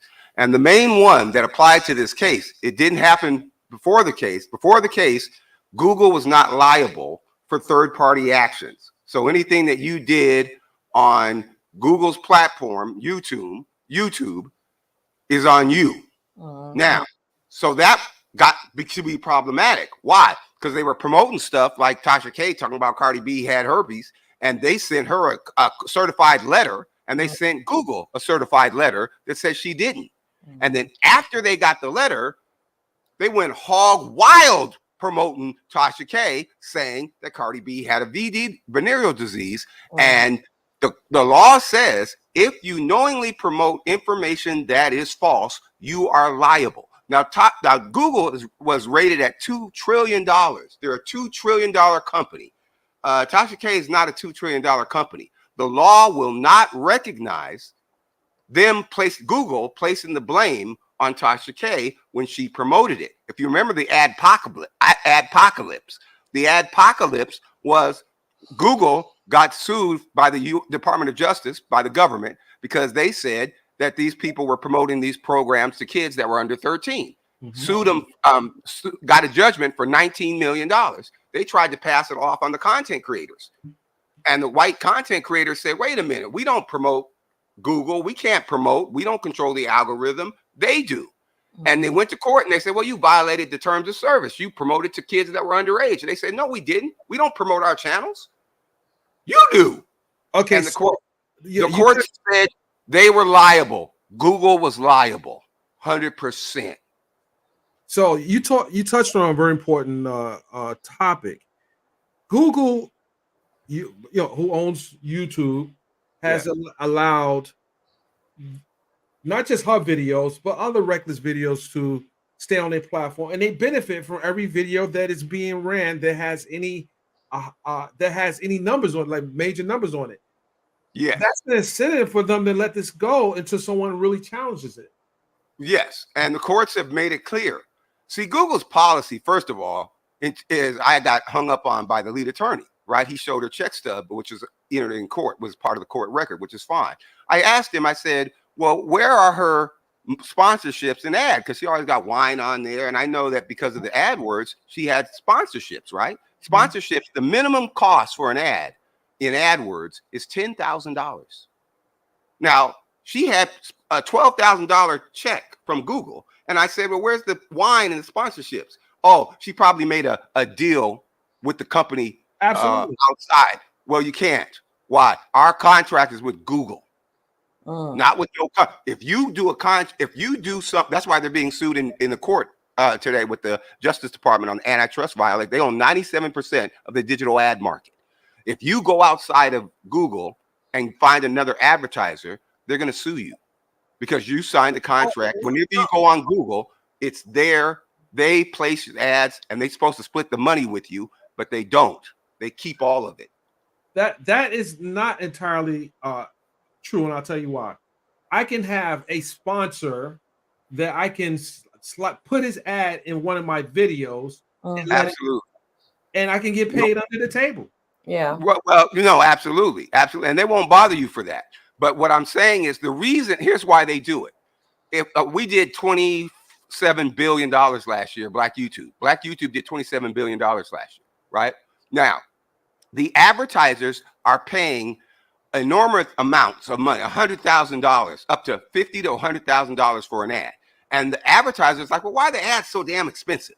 well, we have to pay the content creators. Our first agreement with Google was for 70% of that $27 billion. So they're telling the advertiser, well, man, we got to pay Tasha K, man. And they're not paying Tasha K. They're keeping the money in their pocket. That's why they don't want you to sign an agreement. I had sponsors, and they said, well, why don't your sponsors come over here so we can take all the money? I don't think so. I've been in this business too goddamn long. So that's why they want you to do that. Because if you're only getting $12,000 from Google, and Sony Pictures and Mint Mobile and Wellness.com is paying you $100,000 a month, you don't give a damn about no damn $12,000. But see, if Google has to take the check, take 60% of the damn or 90% of the check, and then give you 10,000, you can't afford to lose them. But if we could go directly and get those, because the sponsors would give us the money.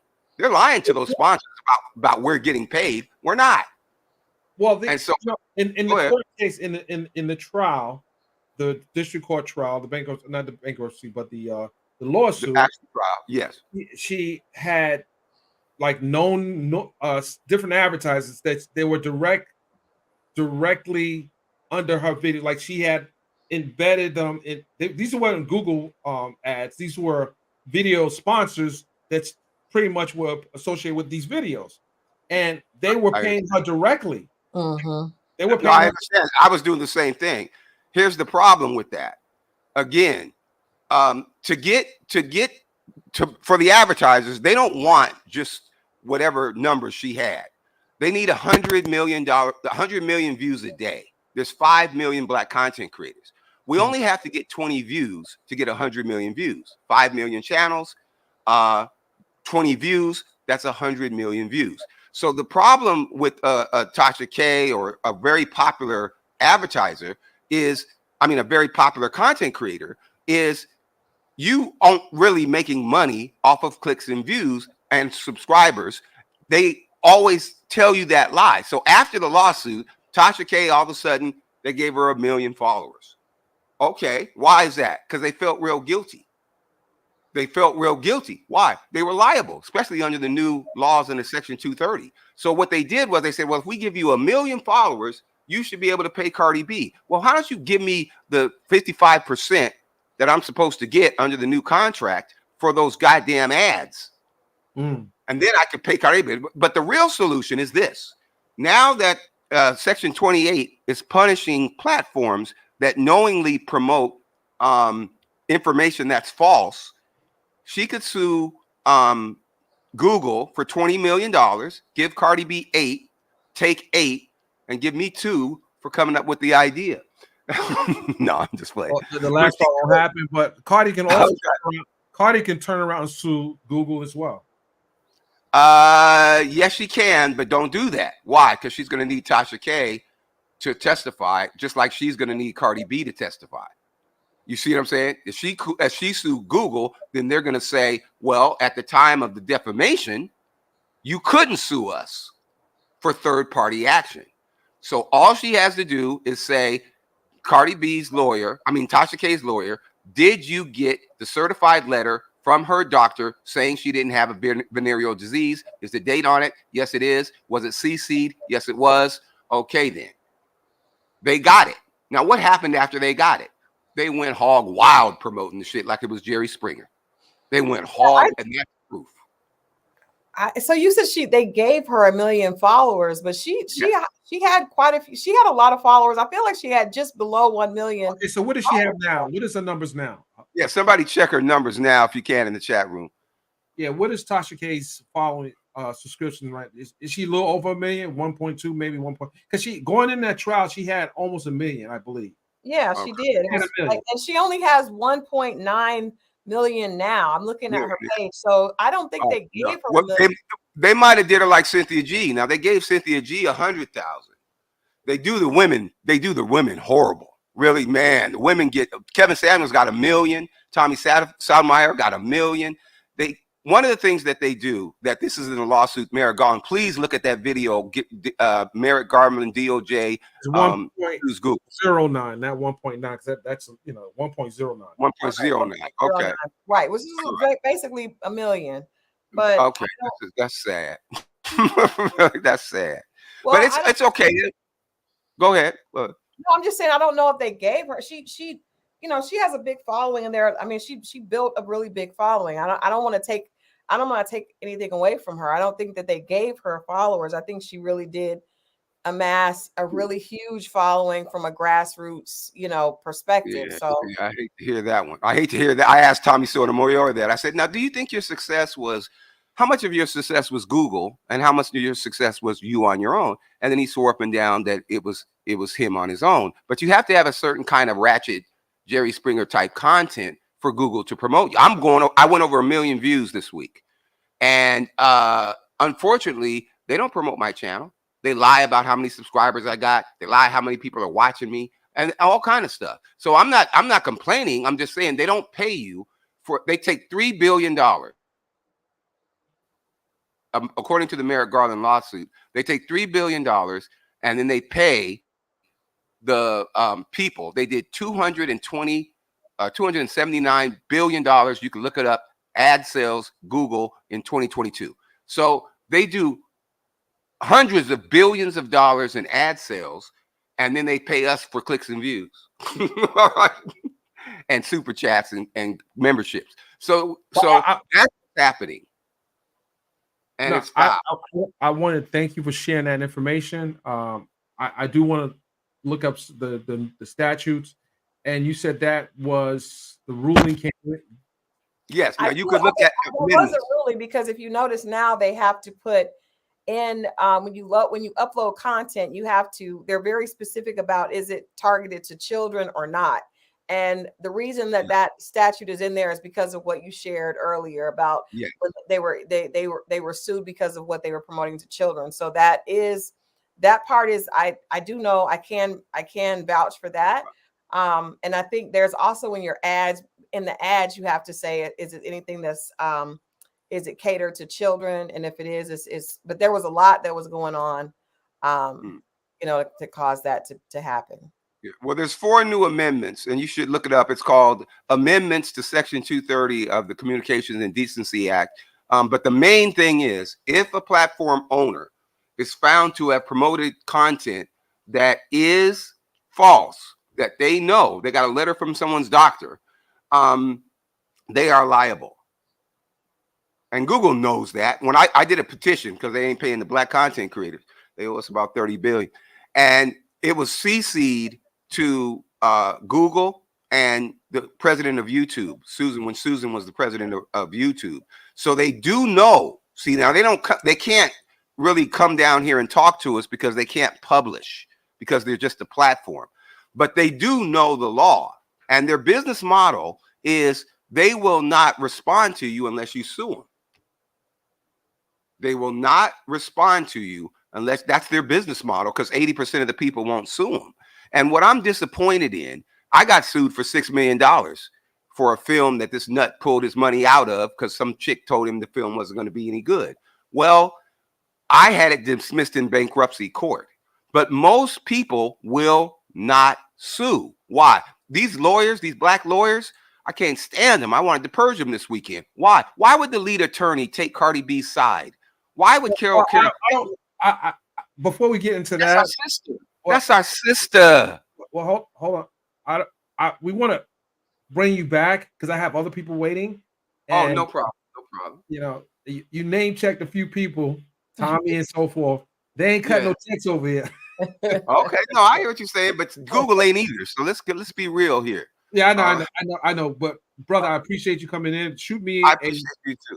Shoot me a message. You see me on Twitter or Instagram, and we can schedule something, bring you on. We can have like another build, outside of this one. I appreciate you coming in. And what's your channel anyway? It's RBR. It's RBR Network, and then RBR Network for Women. Okay, all right, got you. Type it in the chat. Thank you, my brother. All right. Bye. All right, Crystal. I don't want your husband to get mad at me. I've had you for over 1 hour. No, he was online. He said to tell you what's up. He was in the chat. He was?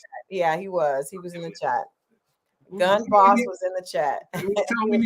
Dennis, I said, what's up? Y'all are show. What side? No, but in conclusion, man, this is sad, man. This is a really sad case. I'm definitely interested to see, how her behavior is going to be, or what we're going to see from her after today, right?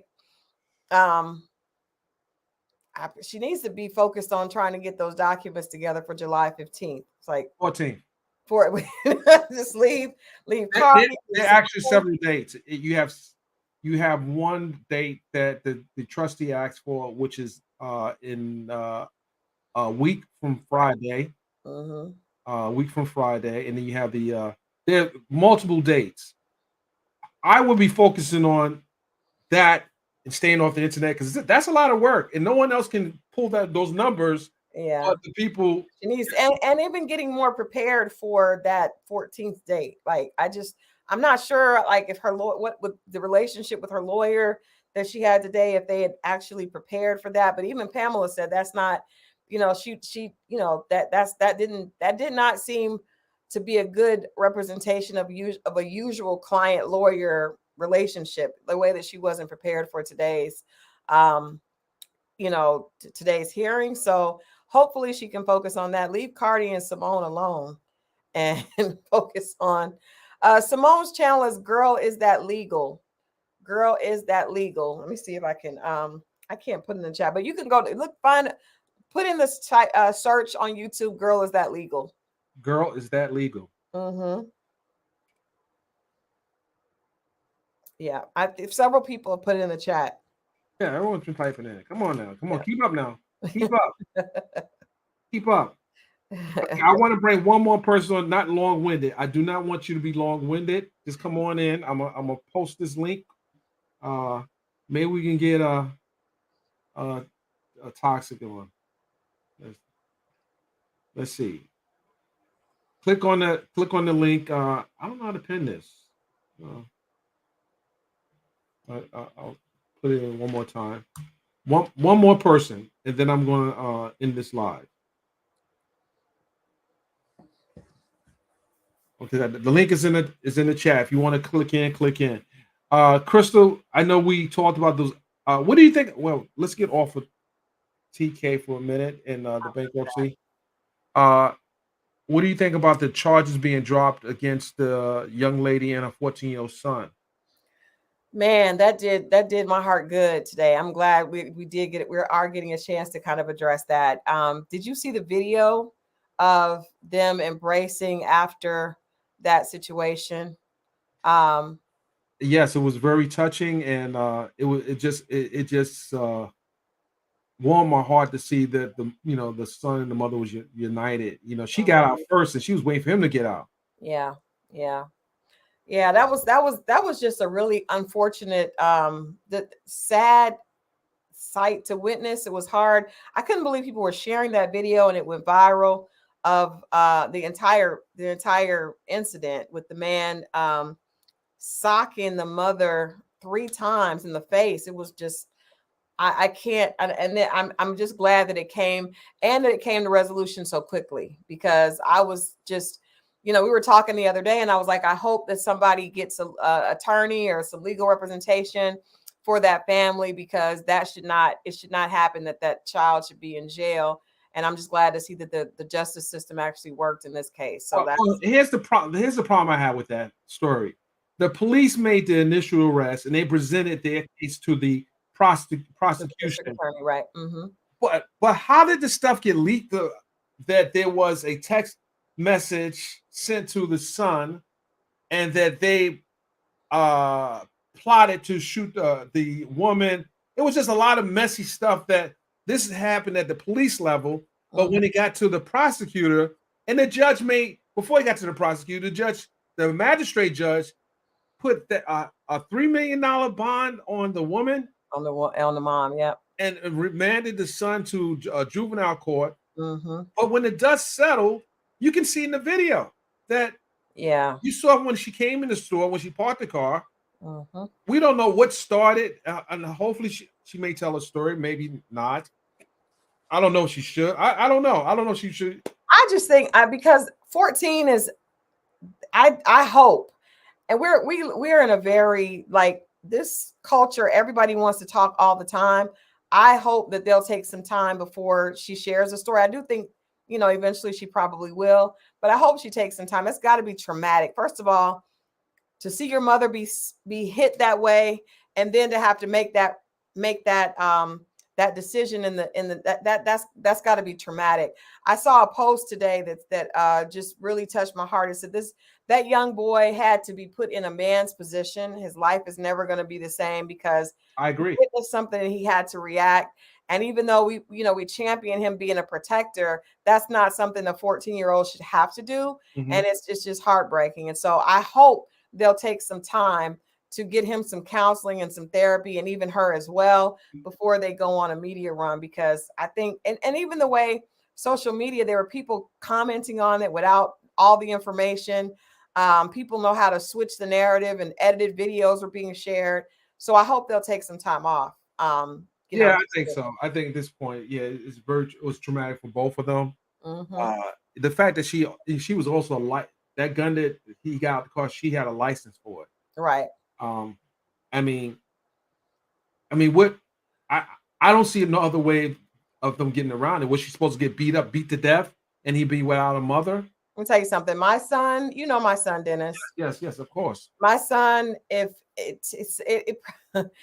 yeah. Yeah, most of us know anyone that is accusing her of doing something nefarious. It's just sad. And I see the comments.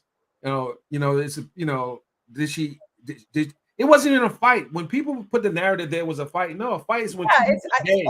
Well, his sister made a statement and said, they both might have been wrong, but he didn't deserve to have his life taken. And while I empathize with her because she lost her brother, it was not a fight. They both didn't do anything wrong. They were at the counter. So his sister, the deceased sister spoke. She spoke out. She put up a post and said that he didn't deserve to have his life taken. She said they both might have been wrong, but he did deserve to have his life taken for that. And like I said, I'm empathetic because I know, I have a brother that has a past, the checkered past. And at the point, even when a family member does something wrong, you still miss that family member. However, they were not both wrong. It was not a fight. He hauled off and socked her 3 times with a fist. It was painful to even watch. Anyone saying it was fight, and I tell you, the media. I'm part of the media, but I'm not part of that media. They put out there was a fight. There was no reason for that narrative to be put out that there was a fight when it was only one person that was the aggressor. It was an attack. It was an attack. It was a violent attack.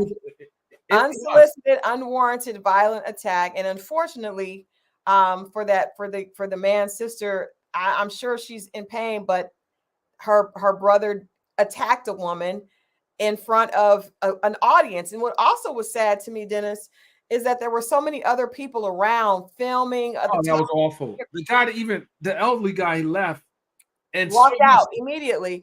And you heard someone say, well, he told her to shut up, almost like that was his girlfriend. She deserved that. And somebody was saying, well, the girlfriend, you can tell she probably is used to being controlled. He definitely if he's beating this woman, he's beating the other one. Strangers, absolutely. Yeah. Absolutely. Yeah. I don't want to talk about the dad, but that was just, it was disgusting to look at. And I feel like he had to be on something. Like I feel like, because if you notice, he was so angry. He had balled his fist up, and before he even did it, you could just tell he was it just. And I think there are a lot of people, that have mental issues and are self-medicating. I don't know what his situation was, but that's just not a normal response to whatever you're going through with someone. If you're having a misunderstanding, looked like they were at a place getting some food.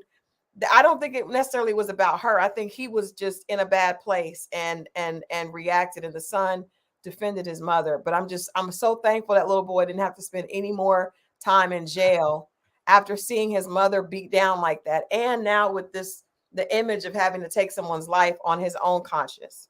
And that's the thing that people forget, that this is going to be traumatic for long. He's going to think about this. Yeah, that's part. I mean, it's his life is definitely changed, you know, from this. I think they should maybe.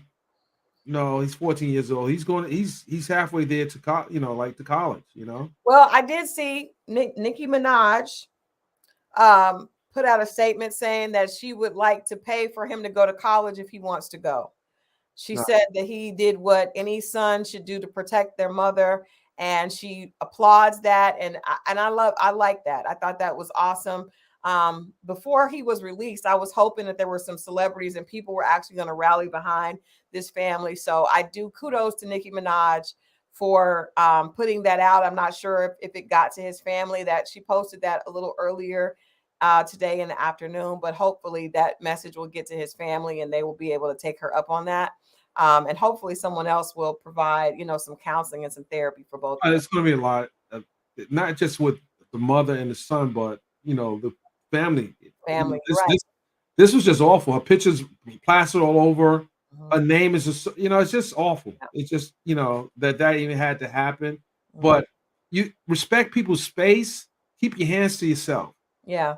Let me ask you this, Dennis. So one of my friends called me and said, you know, Crystal, this is a lesson. Like whenever, you know, you as a woman, if you're out someplace, you know, just and you see someone is acting irately, as opposed to arguing back with them or even staying there, you should leave. And I said, well, you know, I don't think it's fair that you blame the woman because he was irate. You know, he was just irate. But he said, you know, as a man, my heart went out, and I wish that sometimes, you know, we can't protect all women. We know that Black women are often not protected. There's often not, you know, a protector around. But I could just be at a store. He said, if you see someone acting like that, there's no shame in turning and running or leaving the situation. And I just thought, you know, I guess, you know, as a man, there's a different perspective. As a woman, I just, you know, I feel like there was nothing that she could have done. But what are your thoughts on that?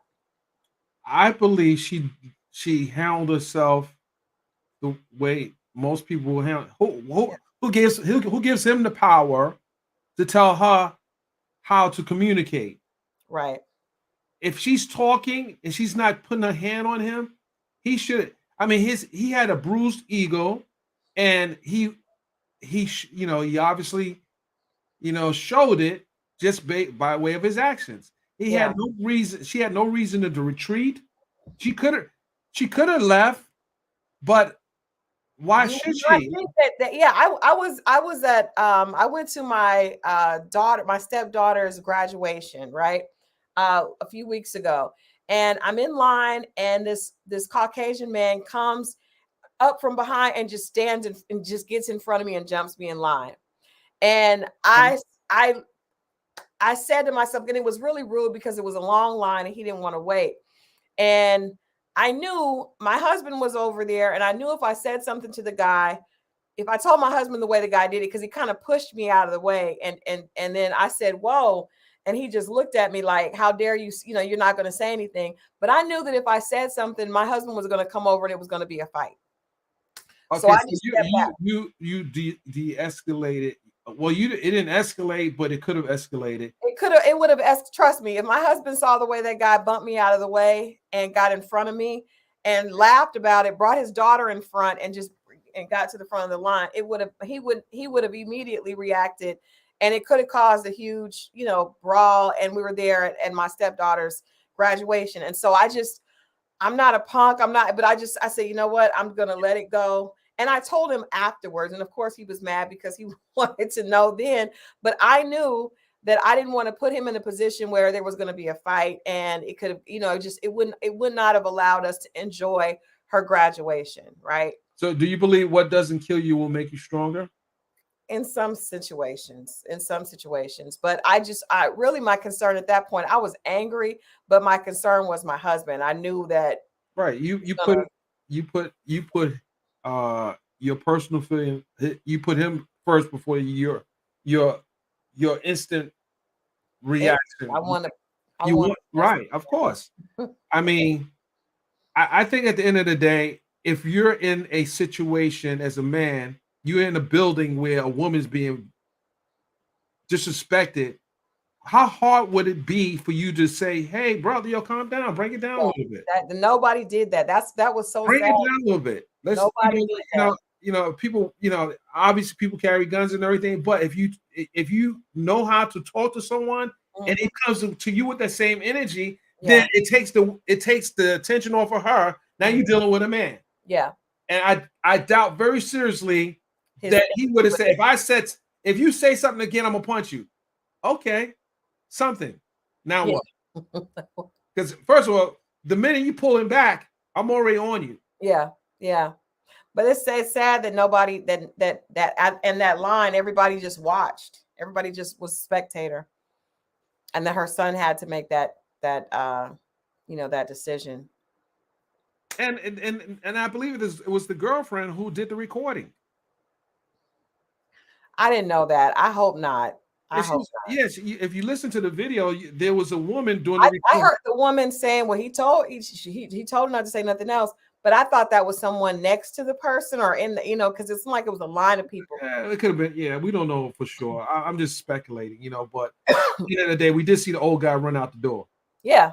As he was leaving, he might have seen the gun because he moved right when the shot fired. He got out of there. Yeah, but even before that, he wasn't moving nobody was moving towards the irate guy. Now, like I said, I did feel like because of his actions and the way he was, like, you could tell he was so angry. I feel like he was probably on something, and other people see that, and everybody's first thought is to back away from that. But with this woman, somebody should have stood up and said, even if it was the guy behind the counter, hold on. Yeah, they're behind the counter. They basically trying to protect their receipts and their safety, and they may have policies. It was a hot dog stand. At the end of the day, protect Black women. At the end of the day, protect. Women. Period. Like, I'll be honest. It's not just Black women. Just period. I mean, if you are someone who can alleviate a situation, then try to, as long as it doesn't put you in harm. I get that. Right. Crystal, I need water. I don't have water, and you probably need water as well.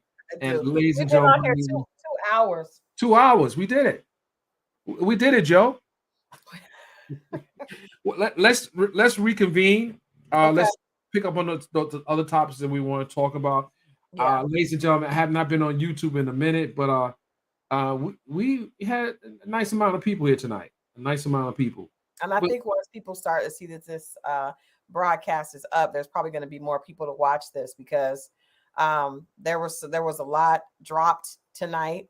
Oh, a lot. Besides information from the hearing earlier, also the app, the proof of the app, and then of course, thank you to our attorneys jumping on, Pamela and also Simone. Thank you, Pam, and thank you, Simone. And listen, if you guys want to, if you got a tip or anything, please, I'm gonna post this. Make sure you take this down. I'm gonna put this right here in the chat. And this is, I'm gonna send it to news at. I'll put it right here at hiphopinquirer.com. And I want you guys, if you got any receipts, you know where to send it.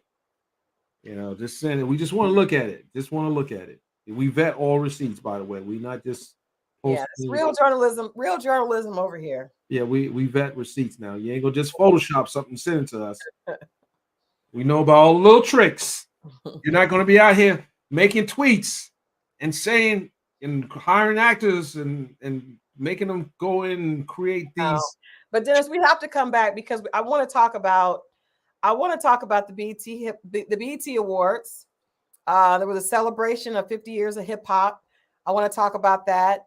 And there was a lot that happened at the BET Awards. Oh my God. To talk about. So we got to do that for part 2. You guys have to tune in. We're going to come back and talk about that. And there's also a lot going on in these social media streets. Can I ask you a question before we leave? Mm-hmm. Did you see the tweet that Ice Spice did about the BET Awards? I did, but I can't, I can't even respond to that because there's so much I want to say about that situation and about her comment and about her performance. I want us to come back and reconvene. I also, I did a podcast interview 2 days ago, and I gave some advice to Zion Williamson, and I want to talk about that advice as well. Oh, okay. We I gave definitely what I would suggest if he were my client, how I would handle that crisis PR. a restraining order would be appropriate. Well, definitely that, but there's some other things. But I want us to talk about it because I know we talk a lot about, we get on the phone and talk a lot about crisis PR and how things should be handled. So I definitely want us to talk about that. So we'll start with that for part 2, and then I'm sure there'll be more of this case that we need to. Yeah, we just gotta go revisit. over the notes. And because it was just earlier today, so I had to go with a bunch of notes, and I kind of did bullet points, but we'll come back to that. But I definitely want to talk about the Mariah Mills scandal. We have to, because I think that it is. I think this is something that it's a bigger conversation than just Mariah and Zion. I mean, there are so many there's so many times that men in high profile rappers, athletes, actors are already guilty in the court of public opinion, and women come out, and share pictures, text messages, and all this kind of stuff. And I think it makes for great fodder, but we need to talk about what's the reality, and what do people need to be aware of when they're entering into these situations. I saw that I saw a post talking to actually an article that Raven Simone's wife said that Raven Simone asked her to sign an NDA when they first started dating, and she didn't want to. Raven Simone's wife, she's married to a woman? Okay, Dennis. I'm sorry. So, I want to talk about that. Let's talk about it. Like, because a lot of these guys, young, successful, got a lot of money, got a lot of clout, got a lot of fame.